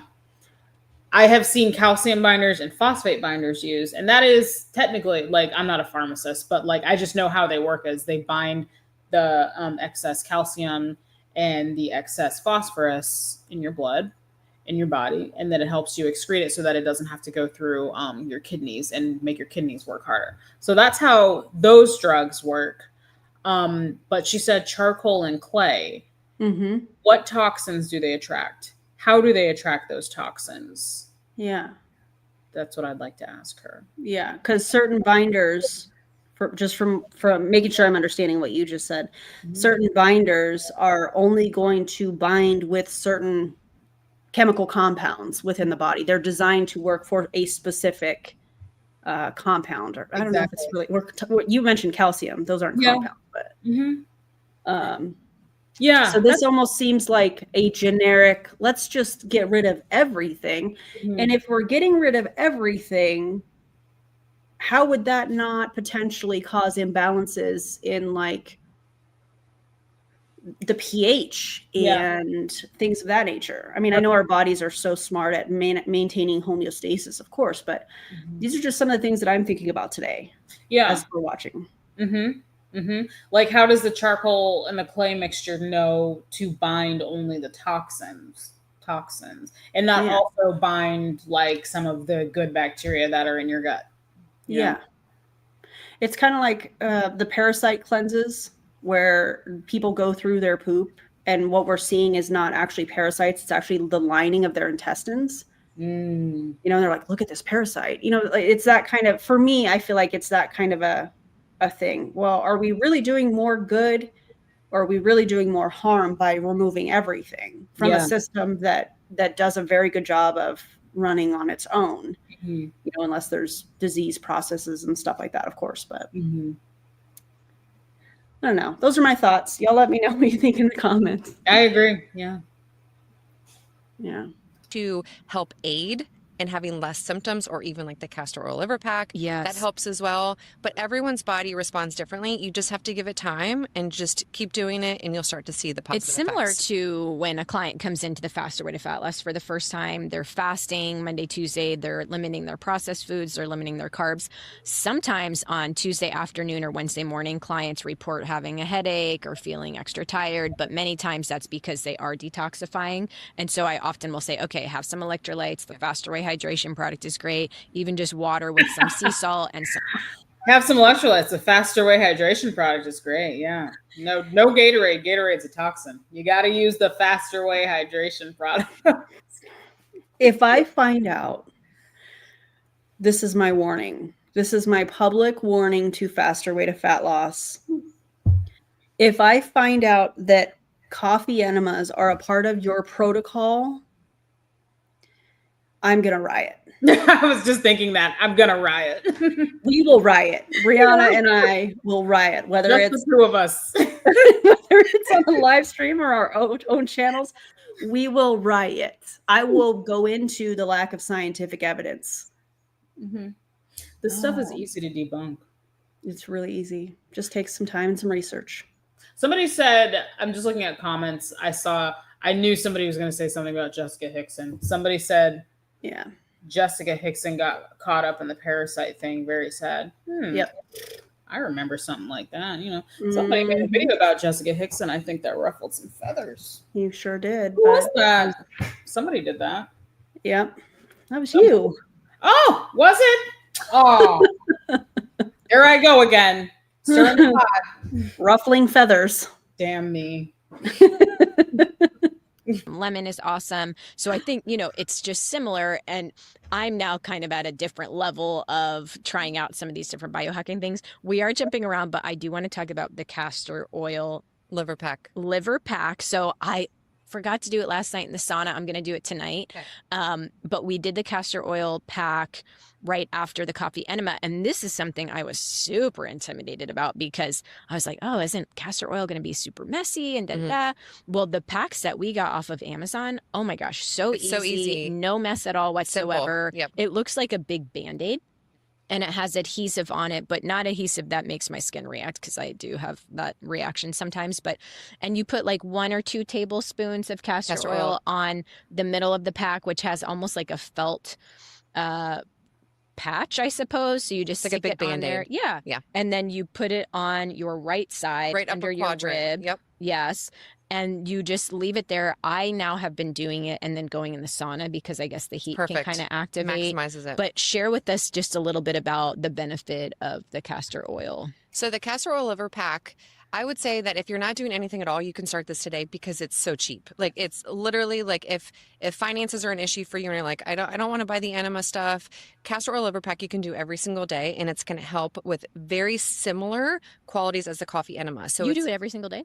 I do it probably anytime I'm in the sauna. So anytime I get in the sauna, I will use the castor oil liver pack or when I do the enemas. So again, if you can stack these two things, the castor oil plus the sauna, the castor oil plus the infrared, the castor oil plus the sauna, it's just going to maximize the detox benefits and it's going to help it's going to help support the toxins to get out of your Isn't a castor oil pack supposed to help with digestion? Supposedly, she must be pooping day and night. Absolutely. Sounds terrible. Castor oil is been used. I know it's been used medicinally for probably centuries, and castor oil actually does have some pretty good uses. Like I have castor. I have like a bottle of it, somewhere in my beauty arsenal, and I have used it before on my hair. It is a very heavy, thick oil. So I've used it before to like kind of moisturize my ends before I put my hair up in braids or something like that. And like it can be good for like dry skin in the winter. And I also know that if you drink a lot of it, you will be pooping a lot because it does have a laxative effect. And I've also read that it can induce labor too. Yep. Do I suggest that? No. No, because the last thing that you want to be doing is pooping your brains out and going into labor. I can't even imagine. Oh, no. Because don't you poop sometimes when you have a baby? Yeah, because your Oh. body's like clearing everything out, getting ready to push the baby out. Yeah. Oh boy. Mhm. Okay. So on top of that, you're adding more. yeah. Okay. No, thank you. And then you also, from what I understand, you also risk the becoming dehydrated while you're going to labor, which not good. You don't want that, I imagine. Mm-mm. So, okay, she also said, castor oil packs. And I think I've reacted to like a TikTok or two with people doing castor oil packs, like on their stomach, on their abdomen area. And it really is, I looked it up on, what's it called? Amazon. Oh, why am I pointing the camera down there? Sorry. Yeah, I was just looking up on Amazon because I think she said that's where she got them Look from. at this one I found. It has like a pack for every part of your body, apparently. Oh my God, why? So she calls it a castor oil liver packs. So I'm assuming it's just like this kind of pack band thing. Looks like a giant Band-Aid. And then you put the castor oil on it and then you apply it directly to your skin. So I guess the logic is that it's absorbing into your skin. But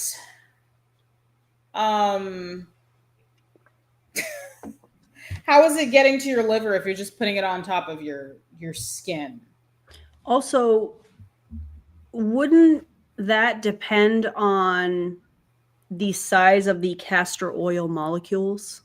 Yeah. As far as how far it passes into the skin? Mm-hmm. I will say we've talked about skin a lot on my channel. Skin is a selectively permeable membrane. It doesn't just let anything in. Your skin is your body's first line of defense against pathogens and disease and stuff. So your skin doesn't just open up and let everything in.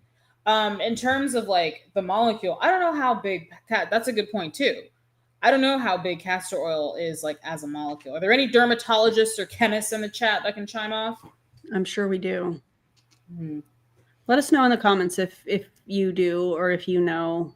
Yeah, we're very sciencey today. I love this. I love this so much. I will say, can I just say, out of all of these though, this one is probably the most harmless. Yeah, I agree. Because is it stupid? Yeah. Like, is it probably not doing anything beyond just getting your skin all goopy with castor oil? Probably not doing anything. But also, like, you know, we'll talk to them, and you know, they believe that it's actually doing something. I call that the placebo effect. You know, the power of persuasion. They believe it's helping, so it does. And really, this one is probably harmless. Yeah, I think they'll have very moisturized skin at the end of the day. Yeah, in that one area. Yeah. Your system much better. Right. So again, with the castor oil, what it does is it helps remove toxins. It helps with bile production. It does not stimulate the production of glutathione. Only the coffee enema does that. So the castor oil liver pack doesn't stimulate glutathione, only that because, again, it is internal and it's triggering that through the coffee and those ingredients. When I do the castor oil pack, when then later that night I'll be laying on my PEMF mat. Listen to us. We have a lot of things. I told you this. We need a part 2. PMF. It's an EMF mat. There's an MLM company. I think it's Frequence. Have you heard of that company? I think so, yeah. Okay. Frequence. Their whole thing is mushroom juice. That's the term. You know how every MLM company, if they have supplements, they don't call it what it actually is. Yeah. They think that it's building curiosity, blah, blah, blah. So theirs is mushroom juice. And I think they're coming out with like an EMF detector or something that prevents something or other. EMF? Did she call it EMF mat? I think she said PEMF mat. That's what I thought. Yeah. PEMF. Yep. Oh yeah, it came up. Holy crap! Are you on the Magna Wave website? No, the first one that came up when I typed in PEMF mat is higher dose. This one's almost $1,400. That's crazy. Okay, so pulsed electromagnetic field, or PEMF therapy, is a medical treatment that uses electromagnetic fields to stimulate biological processes, particularly bone healing and pain management. There's a lot of mention of pain management within some of these things. Have you noticed that? Yeah. I think that's, I could see that as exploitative because a lot of Yeah. people live with chronic pain from an injury, or maybe they have a chronic disease or an autoimmune disease that causes them pain. I see that as very exploitative. Agreed. Oh my God. Let's see. It involves applying magnetic field pulses to tissue, including an electrical current that can enhance cellular function and tissue regeneration. PEMF therapy is considered non-invasive and relatively safe, with potential benefits for various conditions, including non-union fractures, osteoarthritis, and chronic pain. I think it's important to mention the effectiveness. Yeah, because this is another one of those that's like, it's probably harmless, but is it a waste of money? Probably. I'm looking at one that is $6,275. That's crazy. Yeah. So while promising the effectiveness of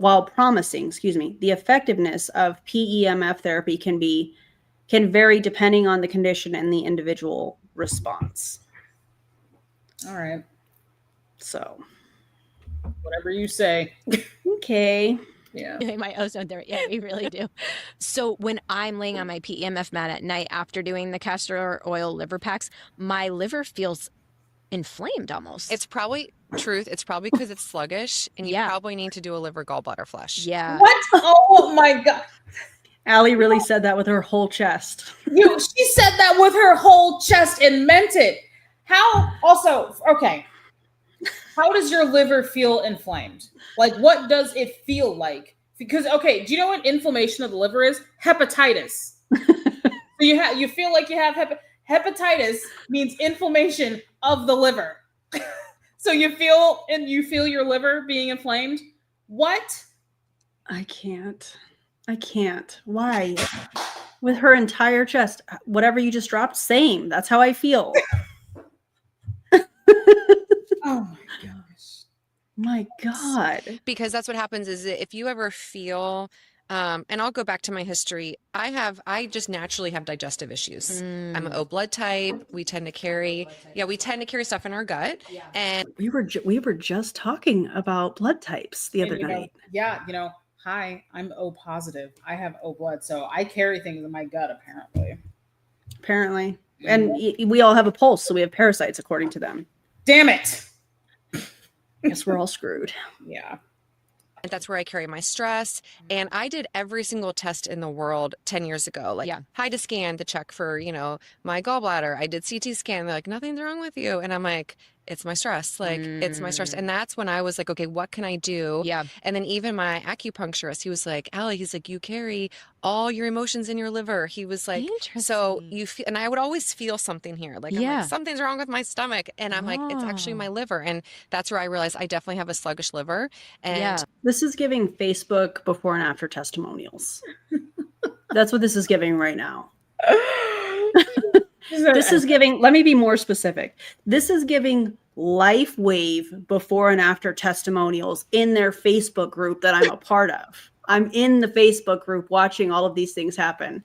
That's what this is giving. Also, can I just say her acupuncturist told her that she has, that she carries her stress in her liver. There's a comment. I just saw it. Somebody mentioned hypochondriac. And I didn't, or she's a hypochondriac. There it is. I didn't consider that. I feel like the wellness industry exploits people who are really hypochondriacs. Yeah. Because it's really, the industry is like really good at making you think you have all these problems. And they use things like vague symptoms, like being tired or having a headache, to make you think that you have a sluggish liver or parasitic worms or something like that, to then make you buy a solution to that problem. So yeah, that didn't. MLMs do something similar too with their people, the constant pressure to level up and be 1% better every single day, show up positively, work on your mindset. It's kind of that same kind of thing, a little bit different, but it's, And I think, for example, I just filmed a video earlier today, and as I was filming the video, this woman was talking about how she had this whole history of all of these ailments and not discrediting what she's been through. And not everybody has great experiences with doctors and things of that nature. I'm not discrediting any of that. Yeah. But the whole time I'm thinking to myself, you know, something feels off here in this. And I don't feel comfortable saying, oh, well, maybe this person is a hypochondriac, but I don't want to deny that that wasn't something that I was thinking in my head because something felt off. You know what I mean? So that's like for me, I feel like when I'm seeing some of this stuff being told by these people in MLM companies that are trying to sell this product that are talking about all of these things that they had, it's kind of like, these alarms kind of go off and I'm not really sure how to navigate that. You know what I mean? Yeah. These little, not little, but these things that they do, like the castor oil liver packs and the coffee enemas and the gallbladder liver detox, whatever's, all of this stuff probably does absolutely nothing to benefit their health. In fact, the coffee enemas specifically are probably harming them in some small way, but it makes them feel like they're doing something beneficial and like helping their health and serving their health. And it makes them feel like they're doing something. And I feel like, you know, if somebody is a hypochondriac, then that's just reinforcing that. And that's just feeding into that mental illness that they have. I'm not saying that these two are mentally ill, you know, hypochondria could be, I think, you know, it's considered a mental illness, I would think. But that's just feeding into like the mental illness of believing that something is wrong with you. And you're doing these things, believing that you're fixing the thing that you think is wrong with you. Yeah. Yeah, that makes sense. Just interesting. That's where you can do the castor oil, you can do the enemas. Those are all great. But if your liver is filled, if your gallbladder specifically is filled with gallstones and sluggish, which mine did have, then really you're kind of like, you're doing stuff, but you're not cleaning it out entirely. And I will admit that I recently just did the liver gallbladder flush. I just recently did it because I was like, why am I doing all of these things? And I still feel like something's like, I don't feel clean, like fully. And when I did that liver flush and I saw all the green gallstone, it was disgusting. And it was slime. And there was Her system must be so tired. Oh, yeah. I can't even imagine. Oh, yeah, absolutely. Her intestines and her liver is probably working overtime, but not because she's detoxing it, probably because she's trying to work out and sort through all the crap that she's putting in her body all the time. All the unnecessary stuff that she's shoving up her butt and all the things. There's a comment Which comment? that I want you to highlight. Cyanotype moon. I think sometimes it's easier to want to right there. Yeah. I think sometimes it's easier to want to do all these things and just admit that bodies can break and fall apart, especially as we age, even if we're healthy, because there's control there. I think that is so dead on. These two look like they're maybe in their, I don't know if I'm not good at guessing age all the time. 30s, mid to late 30s, maybe early 40s. Yeah. Listen, you're not the same as you were when you were 20. Like, humans get old. Like, that's part of life. Sometimes things break. Sometimes things fall apart. Like, sometimes your knees hurt and it doesn't mean your liver is sluggish. Sometimes your knee just hurts. Sometimes you're just tired because you're getting older, because you can't operate the same way you did when you were 20 years old. And like, that's okay. And I think that makes so much sense. I think for a lot of people who are into all this biohacking stuff, I think a lot of them probably do have this deep fear of aging, and they're just trying everything they can to stay as optimal as they possibly can. But it's just like, you're not going to. You're 47 years old. Like, you're not going to be how you were when you were 18. You're just not, and that's okay.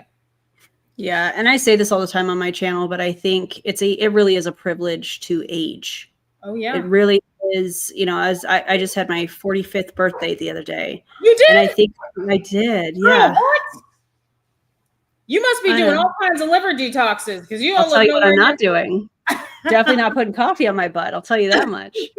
But I remember, I know how I think about things in life now versus how I thought about things when I was in my 20s, and I enjoy a slower pace now. I enjoy taking a look around, whereas it was so chaotic in my 20s. And I think that I think that's a beautiful thing. I think being able to soak it all up, and just be present. And I hate saying that phrase because, like you said earlier, it's very MLM, but happy birthday, Ranger Kathy.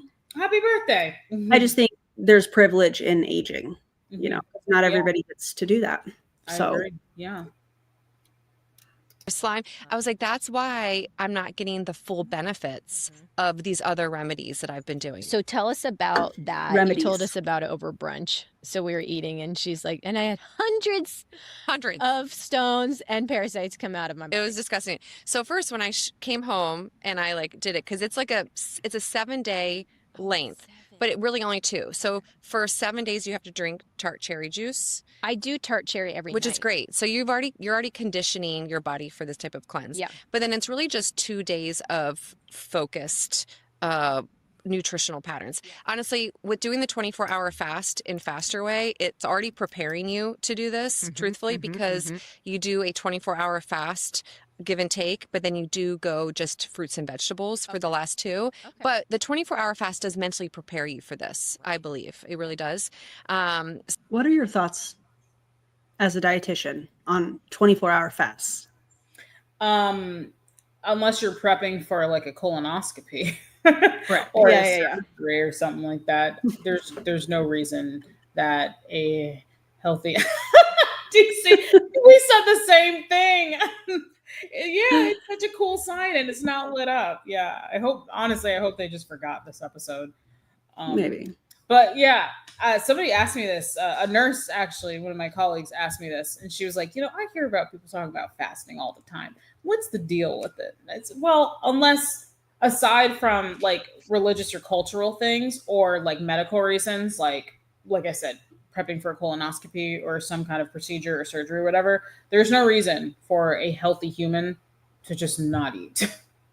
It's just not necessary. And people who are proponents of fasting love to say things like, oh, well, cellular autophagy and all that stuff. Okay, well, autophagy happens all the time. It's just upregulated during certain instances.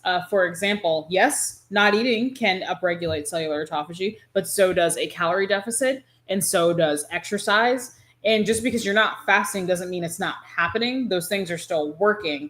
I think it's just for those people in their head, they want to be optimal and they want to help their body be optimal and do the best it can. But it's your body will tell you when it's typically, your body for the most part is good at telling you when it's not working and when it needs help with things.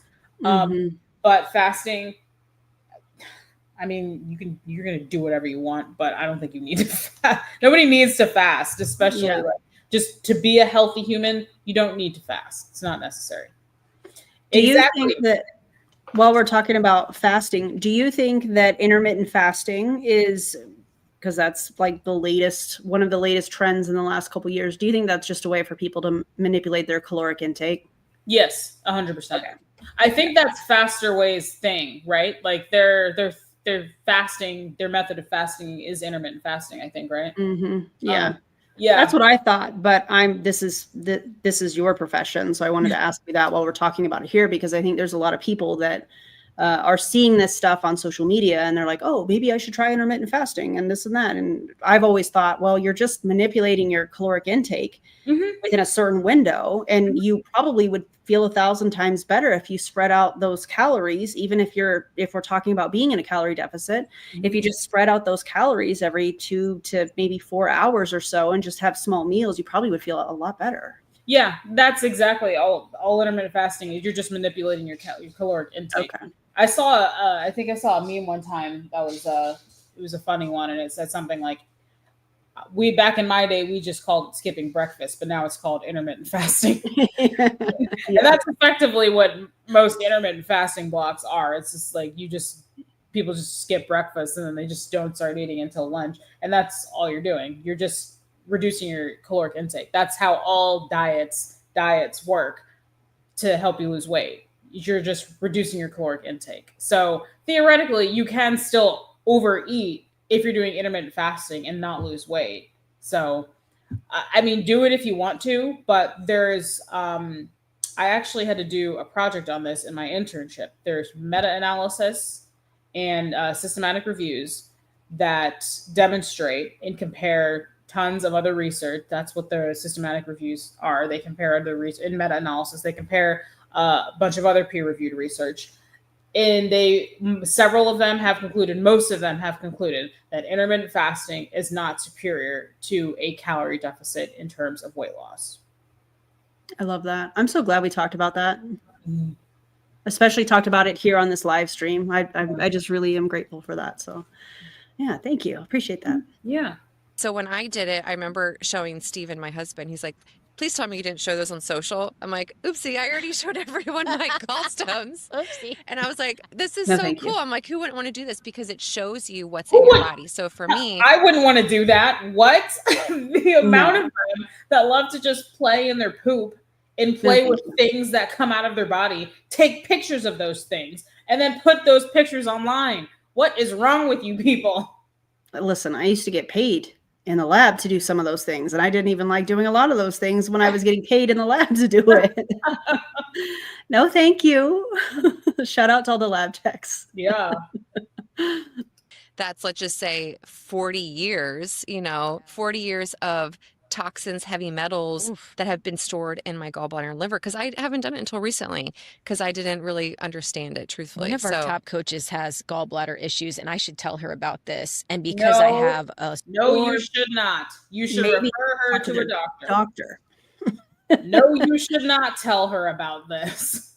Oh my God, Amanda, maybe stay in your lane. How about that? Yeah. Also, I forgot to say the thing about the heavy metals. I said this when we were talking. They keep bringing it up. She said she had 40 years of heavy metals in her liver, or whatever she just said. So prove it, people. Pay attention, because I've had several formulas tested. Pay attention. Write this down. Here's what I know about specifically lead in terms of heavy metals. My home was built in 1973. When we were buying our house a few years ago, we used a VA loan, and VA loans are really strict with like appraisers and home inspectors and all that kind of stuff. And our home inspector, it might have been our appraiser, I forgot whatever I said to you the other day, I think it was our appraiser, was like, there's probably lead paint in these windows, because we still have original windows in our house. There's probably lead paint on these windows. They need to cover the paint up. They, as in the homeowners at the time, people who we were buying the house from. They never even tested the windows. They just assumed that because the year that our house was built was kind of right on the cusp of when lead paint started being phased out, because people realized how dangerous it was, how toxic lead was to you. But this prompted me to do a whole bunch of research on lead paint. And this is available on the Center for Disease Control website, cdc.gov. Once you are poisoned with lead, you are not detoxing from it. Lead poisoning is permanent. If you are exposed to lead and it's in your body and it's doing horrible things to you, that's it. You're done. You're not detoxing from it. I don't know. She's not specifically saying lead, but when they talk about heavy metals, they're usually talking about lead as well as others. So mercury, cadmium, arsenic. Exactly. Yeah. So that's what I know about lead, at least. Like, you're not detoxing from lead poisoning. Once you're poisoned by lead, you're poisoned by lead. It's permanent. Yeah. Wild. I'm glad. I forgot that we talked about that along with looking up pictures of gallstones, which I thought, don't do that. Don't do it, you guys. Wouldn't recommend. Sluggish liver, I feel like this is the next step for me as well. You literally drank extra virgin olive oil with Epsom salt. Yes. So at night, what you do is you take, at nighttime, there's 3 doses of Epsom salt. So it's 1 tablespoon in 4 ounces of water. Doses? Doesn't taste good. You just chug it. Yeah. So every 2 hours, you take 3 rounds. And then right before you go to bed, Wait a you minute. drink a cup of extra. Is it 3 tablespoons of salt?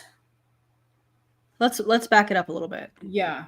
Because I was like, she lost me at doses. Yeah.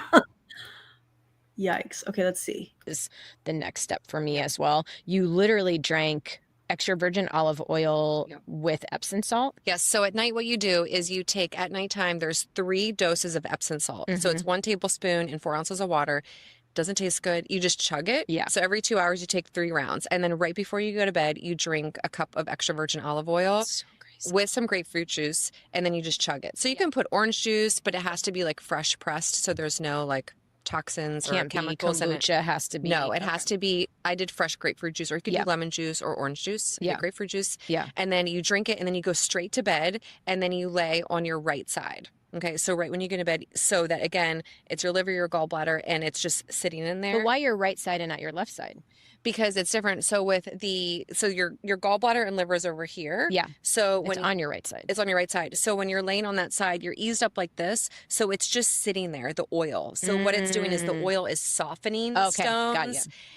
Where the enema, you're on the other side, and that's because it's flowing. So you're trying to open up the flow. So it's the opposite side for each procedure. So what happens is the extra virgin olive oil softens the stones, and then the Epsom salt actually squeezes the bile ducts so that the stones are going to be forced out. Ooh. Yeah. And you don't feel them, because what happens is they become almost like putty, almost like Play-Doh. And I was like, I'm going to have nothing. I was like, I've been detoxing for years. I'm going to be great. And I was like, by the third bowel movement, I was like, this is hundreds of stones. And it wasn't just hundreds of stones. There was like little seeds in it, like little black, like I took pictures to show my functional medicine doctor. And I'm like, what are these? Are these parasites? Are these like, I don't know what this stuff is. Like there was so much of it. And I had a total of 6 bowel movements in the morning. And every single one was full of gallstones, and like little buggy looking things. It was disgusting. But I was like, wow, I feel so empowered that I just cleaned that out of my system. Yes. So they say you want to do that pretty much every single month until you have none. Wow. And then you can do it twice per year. So ideally, you should have none. Yeah. Okay. I don't even know what to say. Somebody said she broke Briannah. I think it was the sound effect in combination with that, because she has no idea what's coming. For a second, I thought that was like coming from the podcast, but I was like, there's no way they No, that was me. I was being sneaky. I don't even know what to say to any of this. I don't either. Taking in Epsom salt? And then she said the Epsom salt helps your gallbladder squeeze the gallstones into Play-Doh yeah consistency, and then it goes into your stomach through your intestines, small and large, and then you poop it out whole, poop out your gallstones whole. And she showed a picture of her functional medicine doctor. hundreds and hundreds of gallstones. Pooped 6 times, hundreds of gallstones in them. You know what's crazy? I'm actually getting a headache from this. I must need to detox. I get it. You need to do a liver detox, a liver flush. Yeah. Well, we're almost done. We only have like 3 minutes and some change left wow. up Okay. there. I mean, time has flown by. I've had fun. I hope you have too. Oh, absolutely. Oh God, this is wild. That's my next step. We are going to have to do part 2. But here's what I'll say, because some of you are listening and you've made it to the end, but you're really overwhelmed. And you're like, oh my God, like, first of all, it sounds expensive. It sounds time consuming. It sounds confusing. First step, intermittent fast. Okay. First 100%. step, free, easy, not easy, but straightforward, 24-hour fast with the VIP community, with the new client community. Oh, there's the pitch. Did you catch that? It took us this long to get here. Yeah, I'm actually shocked it took us this long to get here. So this is their 6-week program that they do for new people, and then it's like a $99 charge monthly. Excuse me. Okay. And I believe that's what the VIP is. Correct me if I'm wrong, if anybody is aware. Obviously, we're not covering all of that here. I did do a faster way to fat loss video, and I know Briannah said earlier today that she has one that she's been working on the script.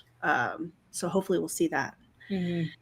Yeah, you could only fast with the VIPs. You could only do intermittent fasting if you're a part of Faster Way to Fat Loss. You can't fast with us. Definitely not. You can't sit with us. I mean, they can't, but whatever. God, this is crazy.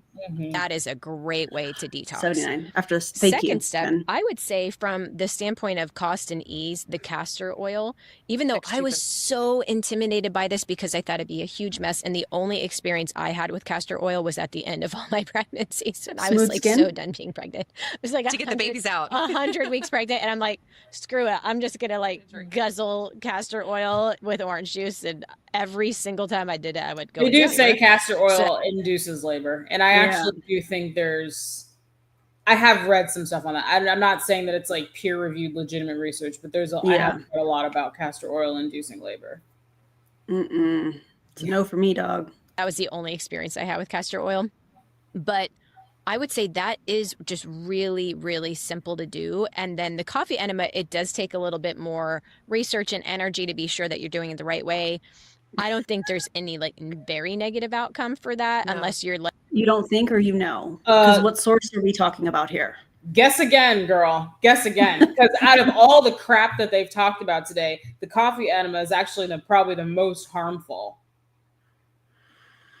I'm just thinking about sticking something inside your body on your bathroom floor. Do you know what I'm saying? Like, these people are worried about toxins and they're worried about, make sure it's fresh squeezed juice that you're mixing with your extra virgin olive oil. But are they sanitizing the area before they do a coffee enema? Probably not. I'm not saying their house is dirty. We're obviously not in their house. But for people that are so concerned about toxins and things of that nature, they're just sticking things up their body. Are they sanitizing? I hope they're washing their hands at least before they do any of this. But you know, the risk of inserting something into your body like this on your bathroom or wherever they're doing this, God, in a hotel room in Costa Rica or whatever. Oh, yeah, in Costa Rica.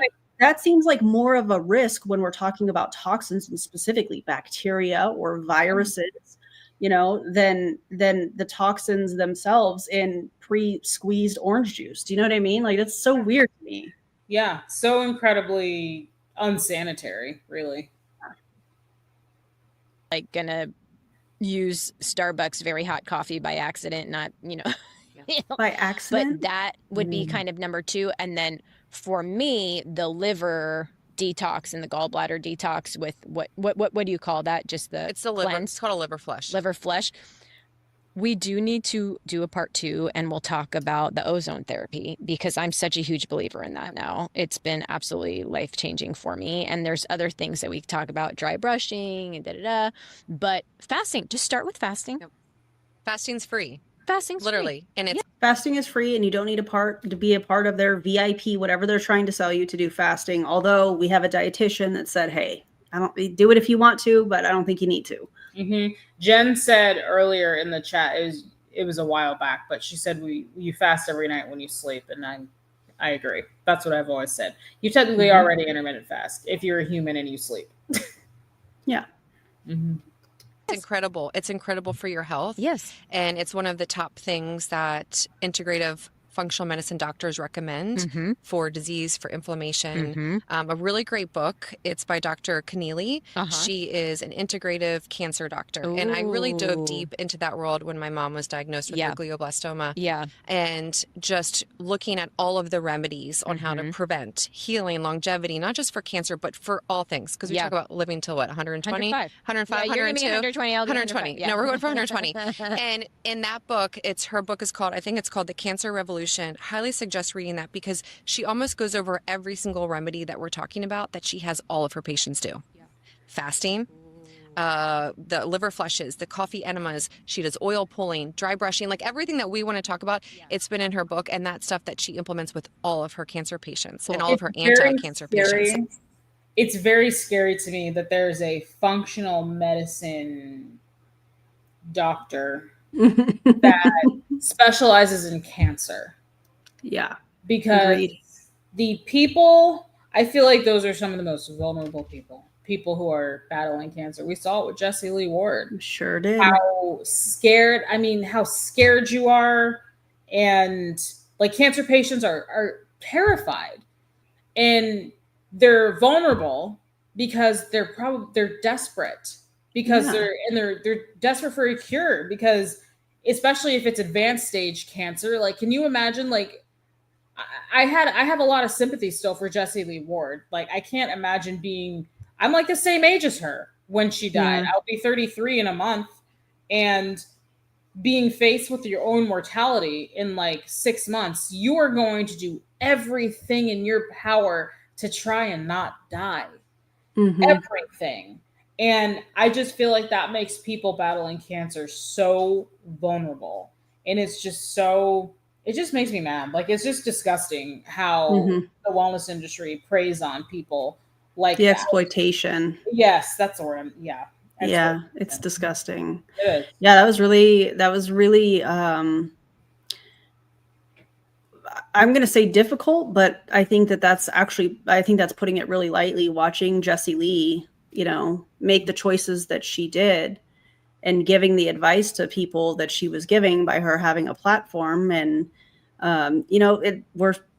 we're seeing that in other people that are in MLMs. Mike from Optavia has colon cancer that he's treating naturally. And I didn't know that. Tony Van, I can never say her last name, from Monet, that's now in the fermented shampoo company. Her husband has cancer, and they're, from what I understand, are fighting it naturally too. And yeah, it's really scary. And I think that is why it's important to have the conversation around influencers and who people are believing online, and asking the questions about certifications, and asking those very, very important things, like Allie saying she's a nurse. Okay, let's see your nursing license. Oh, it lapsed in 2023. Interesting. I think these things are important questions to ask. So when you see people that are pushing these pseudoscientific type things, instead of just saying, oh, they have 300,000 followers on Instagram, so clearly they're calling themselves a functional medicine doctor or whatever, instead of just believing them, doing your own research and asking people for their credentials. And if people get weird about their credentials, that should be a red flag. 100%. Because I can't see Briannah saying, when somebody says, well, who are you certified through, or where did you go to school? Tell me about your educational background. I can't see her saying, oh, how dare you ask me that? She's going to say it proudly because she worked for it. She's proud of it. I'll give you my license number if I remembered it. But you'll get it. Yeah, I know where it is because I have it.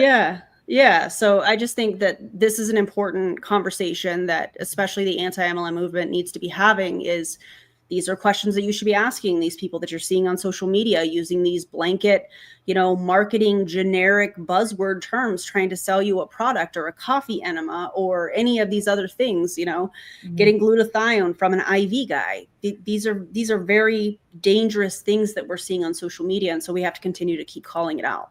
Yeah. We're almost done here. So it's a great book if you're wanting to read something. And I know you'll link stuff, but I can send you the books and you can link. There's a book on the gallbladder liver flush. Cool. There's that book by Dr. Keneally. So there's a couple of resources I can send to you. You can link them. We'll put some links in the notes here, but tell us where we can find and follow you as well. Allie Tessitore on Instagram. Unless she has you blocked, like she has Briannah and I blocked for absolutely no reason. We still found her profile, but hey, it's fine. And have you posted on a highlight about the gallbladder and liver flush? Okay, so look at the highlights. That's awesome. And you know what I'll do also? I will go back and I will save our biohacking party that we did with the enemas, and I'll share some of the stuff because it will show like us doing the lymphatic drainage. It's showing us do the red light. It's showing us like. By the way, Eloise is a pharmacist. Yes. And she has covered the coffee enemas. She has videos on it. So go and check out her channel as well. She's amazing. I didn't know that. I have to look at her videos. Yes, go subscribe. And if you're not already subscribed to Brianna's channel and you're watching on my channel, make sure you subscribe to hers. Vice versa, if you're watching on Brianna's channel, I would love to have you over here as well. Yeah, subscribe to Erin. Appreciate y'all. Drinking our post juice. So I'll like put that on a highlight story so they can go and watch that. And I'll just say Allie and Amanda biohacking. Okay. Like so they can find it. Love it. Please All right. do. I hope you guys enjoyed this. We'll do a part two as well. We hope you enjoy the rest of your day. Bye everyone. Goodbye. I'm on her Instagram. from which I am blocked on my main account. And I don't see a highlight. I see blood work, nutrition, tips, mentorship, motherhood, and workouts. Those are the only highlights I see. Now, Allie, why didn't you do that? When did she post this video? Hold on, I'm gonna look. I think it's probably 5 or This 6 video, that was a month ago. Allie, what are we doing? Oh, this was more recent than I thought. Okay. Yeah, this YouTube video was from a month ago. Okay. All right. Wow. Well, what a wild ride. That was a ride. Yeah. So let's just recap. Coffee for your mug. Mm-hmm. Castor oil for the 1950s. Parasites, probably not in your eyeballs. Although it makes me think of Loa Loa. Yeah, you mentioned that I learned in my semester of parasitology when I was going through my lab tech school. MLM detox parties. Not health, not science, and definitely not it. Coffee enema parties. Coffee enema parties. Don't suggest it. Yeah, coffee enema parties. That's a great way to get people to not come to your house. Yeah. And, if somebody tells you that their sluggish liver needs an enema and a mood mat, just smile, nod, and slowly back away. Always said coffee has great benefits orally, and I concur. Yes. Absolutely. Also, I really feel like real health is kind of boring, and the boring part of real health is actually what works. What do you think? Oh no, 100%, because the eat your vegetables and drink water and sleep well and exercise, all that stuff is boring. It's not sexy at all. Yeah. It's monotonous. Yes. The coffee enemas and the castor oil packs and the liver detoxes and the PMS mats or whatever she said. What is she? I can't remember what she said. PEMF. Yeah, the PEMF mats. All that stuff is very fancy, and it just sounds fun, and it sounds fancy, and it's exciting. Yeah. But you brought this up, and I think this was mentioned in the chat at some point. It is very privileged to be able to do all this stuff. But the beautiful thing is you don't have to do all this stuff. If you want to be a healthy human, listen, all you got to do, make sure you eat plants, make sure you stay hydrated, make sure you eat a balanced diet, including but not limited to Oreos and lemonade. Make sure you move your body at least 2 or 3 times a week, sleep well, try and limit your stress, don't smoke, avoid or completely don't drink at all. And you'll be golden. Yeah. That's it. It's not hard to be a healthy human. Oh yeah. And get your vaccines. Yes. Yes. 1524 Scooter, thank you so much for the super chat. Can I get a good luck wish for my ACE test on the 19th? Yes, you can. Oh, good luck. Congratulations ahead of time. That's how I'm gonna say that. Yeah. Well, thank you, Briannah, for being here. I appreciate you. We definitely, I feel like, need to do this again, but we won't wait months and months. We'll just get it on the books, plan it ahead of time. I mean, we already know what we're gonna do. I mean, they said we got to find their part 2. So we've got to find their part 2. Yep. And we will do that. Thank you guys so much for being here. We appreciate you. If you have not already liked and subscribed to both of our channels, if you would do that, that would be amazing. And we'll see you. We'll see you the next time. All I have is my outro, even though it's going to be on your channel. Is that okay? Yeah, that's fine. Okay. All right. Mine isn't fancy. I mean, I'm just like Queen Lemon. Mine isn't either. That's it. Thank you for watching. Thanks for being here. Bye, everybody. Bye.